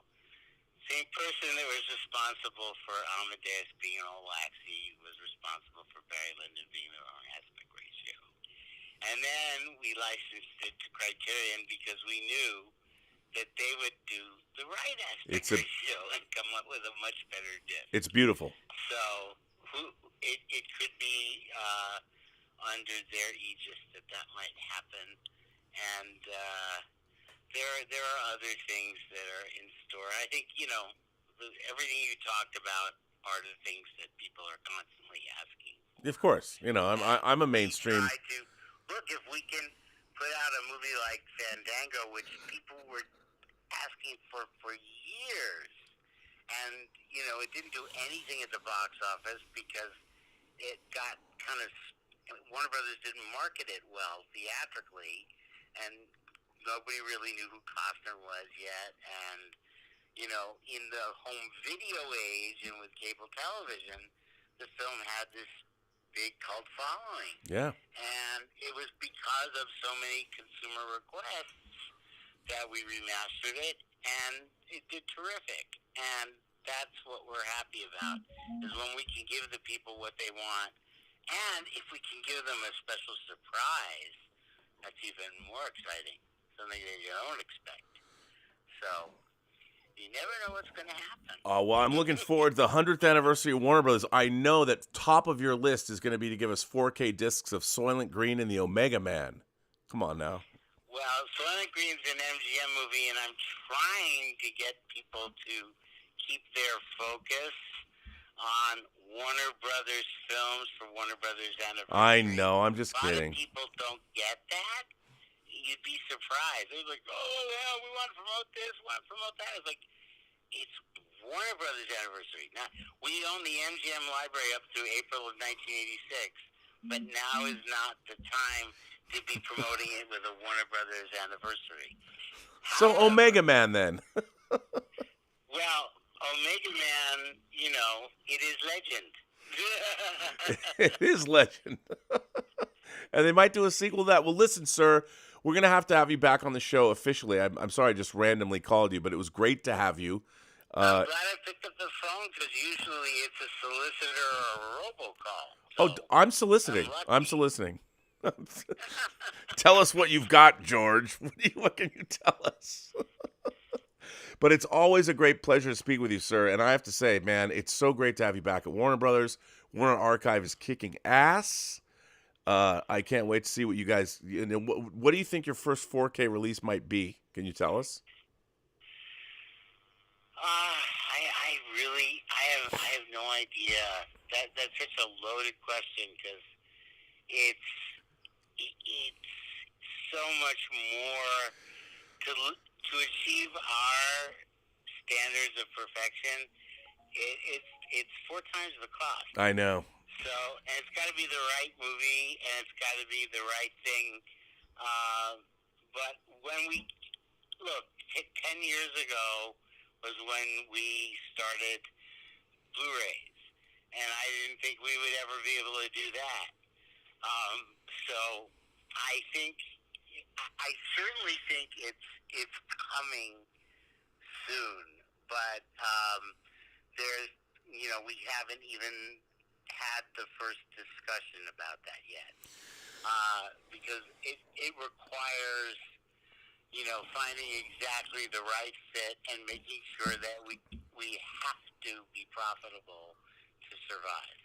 And that's my, that is my responsibility to the shareholders so that the company will continue to support the operation. So I think there's a myriad of voices and opportunities, and we'll find the right thing, and then hopefully we'll be able to do it at a nice cadence where we can explore those opportunities. Well, I'm going to call David Zaslav. I don't know him, but I'm going to call him, and I'm going to say that George Feltenstein needs to put out Wild, Wild Planet, the Italian Franco science fiction thriller from 1965 about a band that wants to... If we gave you a Blu-ray, you'd be happy about that. Oh, I would. I would absolutely be happy about that. Yeah. And by the way, you can now position that film because it's about a scientist that wants to do the ultimate fusion of man and woman together into one being, one super being. And if there isn't something more trendy than that right now, I don't know what is. Wild, Wild Planet. Everybody needs to go watch the trailer on YouTube and bask in the glory. Warner Archive has put out Wild, Wild Planet on DVD, not yet on Blu-ray, but you know what? Warner Archive also put out The Green Slime on DVD, and then they put The Green Slime out on Blu-ray. So dreams do come true, George. You make them happen. And The Green Slime became a really big seller for us, both on DVD and Blu-ray. There's a reason for that. And and it's got an awesome kick-ass theme song. Oh, yes, it does. But you know what else has an awesome love theme? Is the Bermuda Depths. And what you did for that on Blu-ray, shall be forever grateful for. The theatrical version and the TV version, the different aspect ratios. This is why you are the great man that you are. Much appreciated, sir. You are too kind. My best to you and Dieter and all of the people who are supporting your wonderful show. Well, thank you, sir. I appreciate your time. Dieter says thank you, George. And we will talk to you soon, sir. I look forward to it. All right. Bye-bye. Be well. Be safe. Take care. You too. Bye-bye. Ladies and gentlemen, that at the behest. See, people send in super chats, and look what we do. We just randomly on a Sunday afternoon call up one of the greatest home video executives who ever lived, the great George Feltenstein. So there you go, the Alex Zorba. For your super chat, we make sure that $5 super chat you sent us, we try to satisfy our customers. So Ron C sent in a super chat. Oh, you were laughing and pointing at me, and yeah, you take it away, Dietz. What's going on? Tell us what's happening. Let us go back first and finish the letter, Rob, because the letter was not finished. It was about, do we do a dedicated server? Would we do create a dedicated server? Yes. And you already answered that a quote was from Farscape, and so the letter goes back. Not sure if it's legal. That was where stopped. Don't read it out loud. Okay, back to my subject heading. Rob, do you own the Farscape Complete Series box set on Blu-ray? Are you a fan of Farscape? Well, as already said it. Absolutely love it and rewatch it every year. Dieter, have you watched Farscape? Unfortunately not. If not, Rob can convince Dieter to order the box set. Trust me, Dieter, Wait, where I have it here. You love it? Just make it to the end of season 1, where you meet Scorpius. Just a warning, it's about 23 years old, so effects will not be the greatest compared to today. Rob, seeing you as you are a Prince fan, I wonder if you ever watched the YouTube video of Prince live of Play That Funky Music White Boy, and you did send Oh, a link to it. that is an incendiary version of that song. Yes, I've seen that Okay, version. I okay. don't know. I don't know where it was recorded. I want to say it was recorded in L.A., but I don't, Yeah. I don't remember it. It's great. It's an incredible version of "Play That Funky Music, White Boy." It's Okay. really, really good, and he has his two And dancers singing it. It's good. But Farscape, I and have the Farscape Blu-ray. I have the yeah. complete series, but I want to say Okay. it's like an upscaled version, like that because it was a Yeah. show that was posted on video, but they did an upscale version. It's pretty good. But I love Farscape. I've owned Farscape in many different So you say iterations. it's not really HD? Well, it is. I have the Blu-rays, but I don't remember. I'd have to look into it. I seem to remember it being an upscale. The Yeah, could upscale. It be. looks pretty good, but it's. I like Farscape a lot. I mean, it's as a matter of fact to flex a little bit. When I was married, one night Claudia Black came home and hung out with my wife and I. Not in any lascivious way, just hanging out. She's one of the leads of the show, and she was delightful. And yeah, I know I'm a big fan of Farscape. I think Farscape's great, but if memory serves, it is an upscale. That box Yeah. set's an upscale, Okay. which is fine. And he closes out the letter with, finally, just curious as to where in Germany is Dieter from. While I'm Canadian, my mom was born in a small town in southern Germany called Allensbach. This letter came from Daniel uh, Meyer. And Daniel, if you don't start watching the show at the opening, Rob always tells the people where I'm from. Rob, where I'm Saarbrücken, from. Deutschland. Saarbrücken, Deutschland. Exactly. Saarbrücken, Germany. You can Google it, Daniel, if you if you want to. Okay. Oma is back, and this is our final letter, Rob. Oma 94. Titles you want but don't have on home media. Hi, Rob, and guten Abend, Dieter. I know you both have collected many discs over the years, so that leads me to see how many titles you have. Depending on if you just can get a copy or it's just not being put on home media yet. But if there are any titles that you want to have on home media but still don't have, tell us. I don't know if it's just one title or more than one, but I'm sure we would all be curious to know what is still left for the two of you to collect. Thanks, live long and prosper, Oma. Oma, that's really, really tough to answer considering what I would want. It's almost that when stuff goes to the news, something gets released, and then I thought, yes, that is a hole that I can fill finally. But from the top of my head, a movie that I want on Blu-ray. Rob, do you have anything? Well, George mentioned it. I mean, I asked George Yeah. about the theatrical version of Amadeus. You know, the actual movie that And won the Oscar. of course, we both want Abyss and Rulias, but we mentioned it a ton of times. So I would. Yeah, I mean, there are movies that. like I'd love to get Yeah. Taylor Hackford's Blood In, Blood Out. Yeah. You know, Bound by Honor is only on DVD. And just the stuff that our stinky tuner put out legally, perhaps. That would be nice I would too. like to get The Abyss. I want The Abyss. Exactly. I want True Lies. I want them in 4K. I want Strange Days. I have the German Blu-ray. And I have the German, obviously, you got me the German Blu-ray of Solaris, Soderbergh Solaris. I like that. And, you know, I haven't, one of our viewers, and I'm now drawing a blank, I have an unboxing I have to do of stuff people have sent me. And in it, somebody sent me a disc of a movie. I'm not going to say what it is, but somebody sent me a disc of a movie that I looked for forever. And then I found it at the late Joe Bologna, the actor who's in Tango Shalom, who co-wrote the script. He actually had it on VHS in his house. And it was part of a collection that Columbia put out. I'm like, what? And it was a movie I saw. It's a Chinese-Japanese co-production. And one of our viewers sent me a disc of it that they had probably burned off of the actual VHS.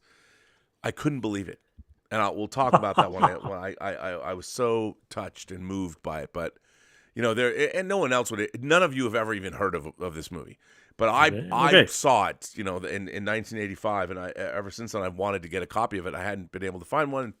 So there's movies. I mean, we've got most of everything that's come out, but there's some obscure, crazy stuff that I would like to see come out on disc. So, and if, like we said last week, if Red Sonja can come out in 4K, everything can come out. Yes, I mean, and by the way, I'm not going to buy Red Sonja in 4K. Not going to. Okay, there you go. Are you going to buy it? Probably just for the cover, Rob, but I'm not sure yet. So Rob, those were the letters. All right, we're done with the letters. We got some more super chats. Ron C says, hello, Rob and Dieter. I finished season 2 of the original Trek.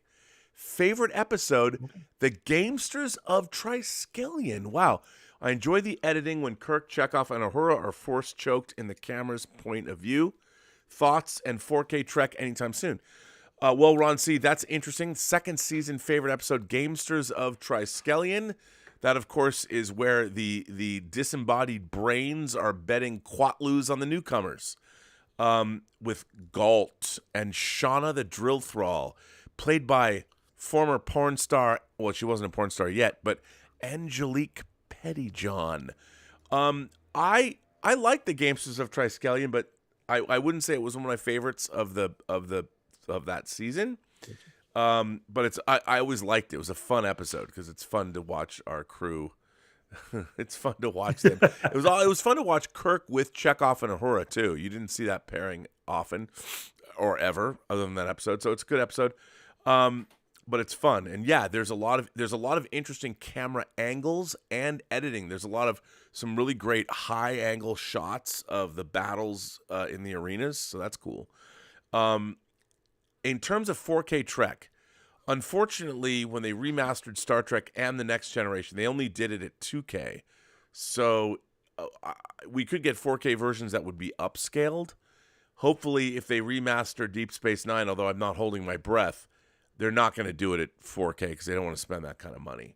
So I don't know if we'll ever get the episodes. We might get the episodes of all new Trek in 4K, but I don't think classic. But even without 4K, I think the Blu-rays look fantastic. They look fantastic. They're fantastic. Tom Jr. Jackson says, member chat today? Come on, Tom, that's what this is right now. No, there won't be one because of Roberto and myself. There will be next week. We will be back on the member chat tip again, and there's going to be more member perks coming to this channel soon. Mike Alito says, hello, Robert Dieter. Tom meant YouTube member chat. Yes.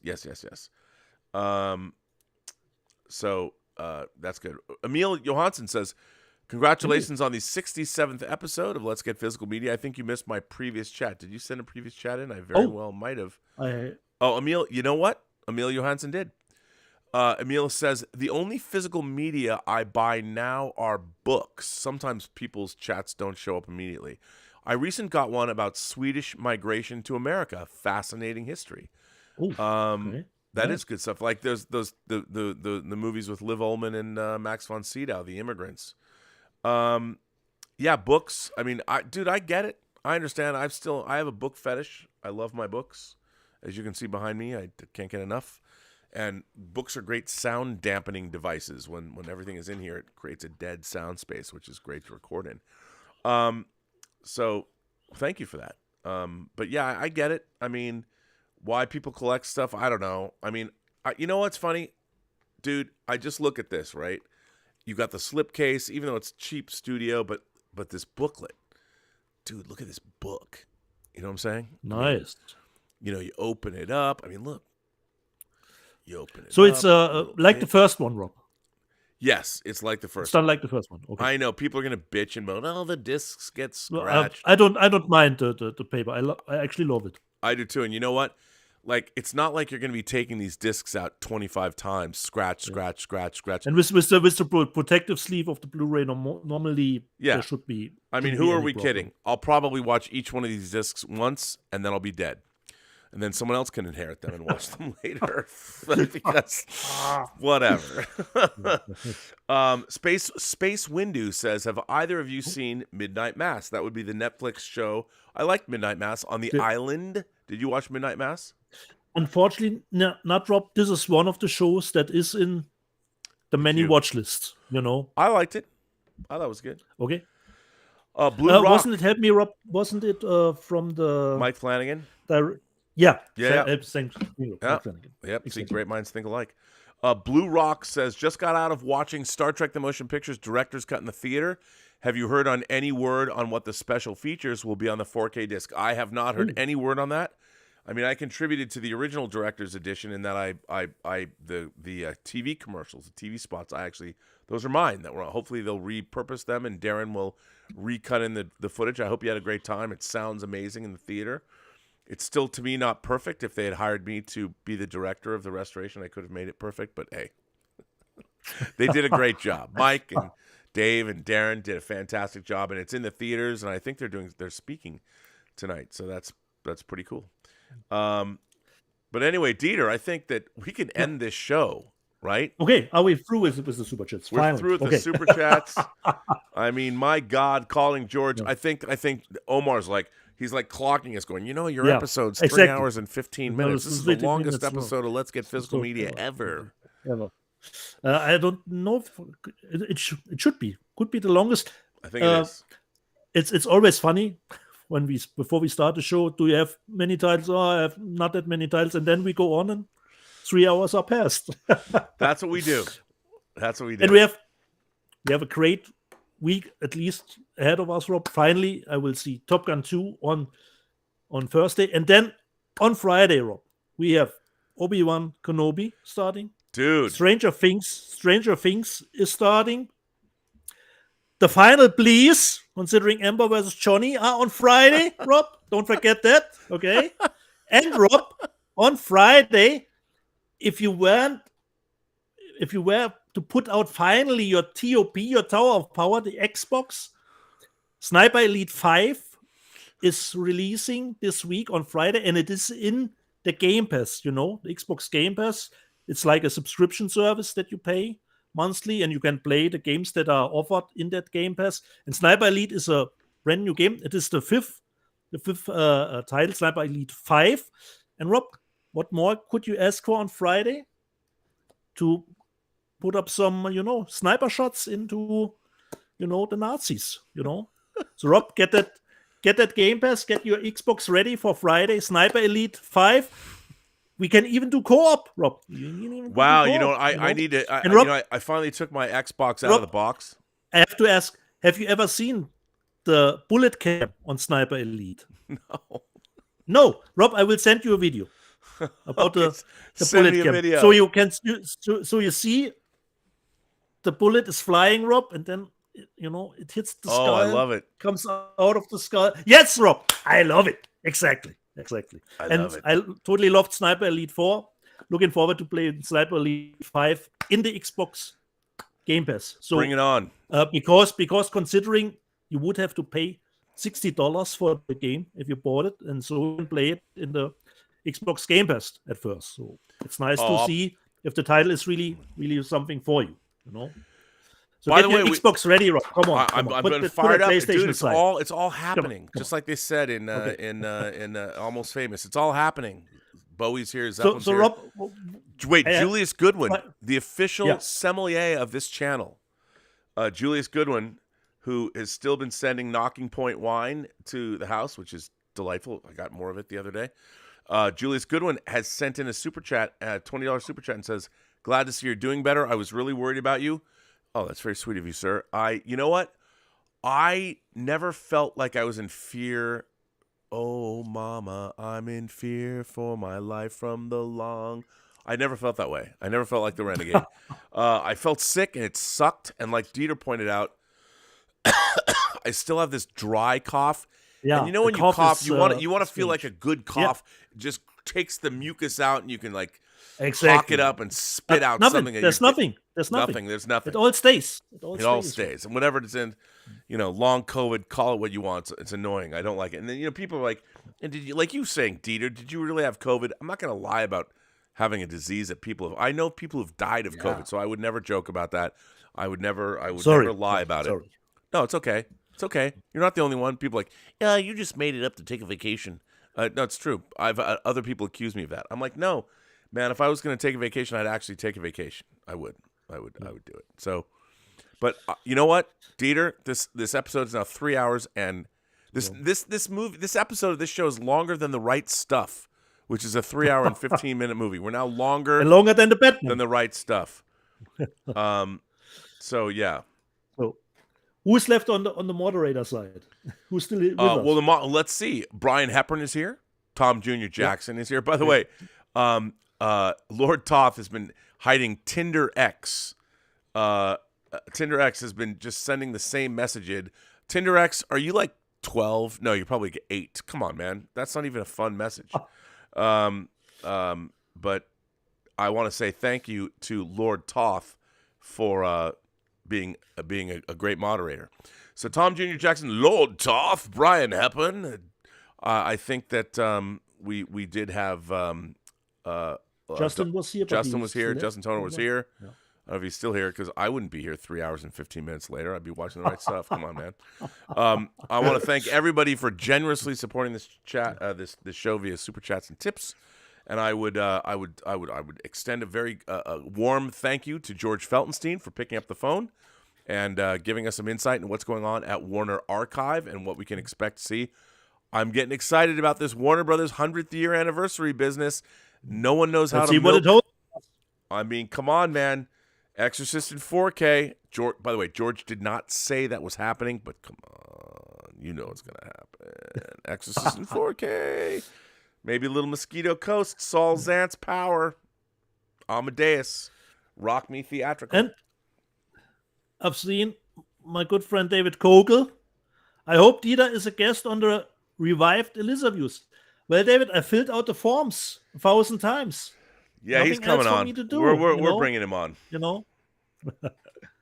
So, on that note, jede Person, die du triffst, hat eine Geschichte zu erzählen, die du noch zu hören hast. Alles, was du tun musst, ist zuhören. Every person you meet has a story to tell that you have yet to hear, and all you have to do is listen. And with that, we bring episode 67. In 2 more episodes, it's going to be episode 69 of Let's Get Fit. Dude, if you guys are us, what number are we thinking of? 69, dude. See everybody in the courtroom tomorrow. Johnny will be taking the stand tomorrow again. Well, everyone, of course, live long and prosper. Live long and prosper.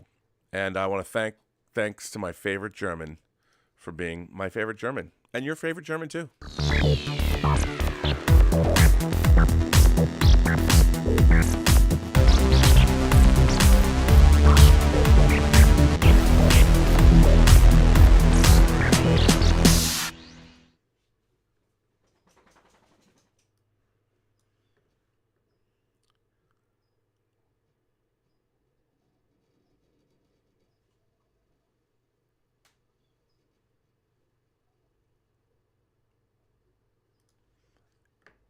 And we are out. Well, that was a fun show.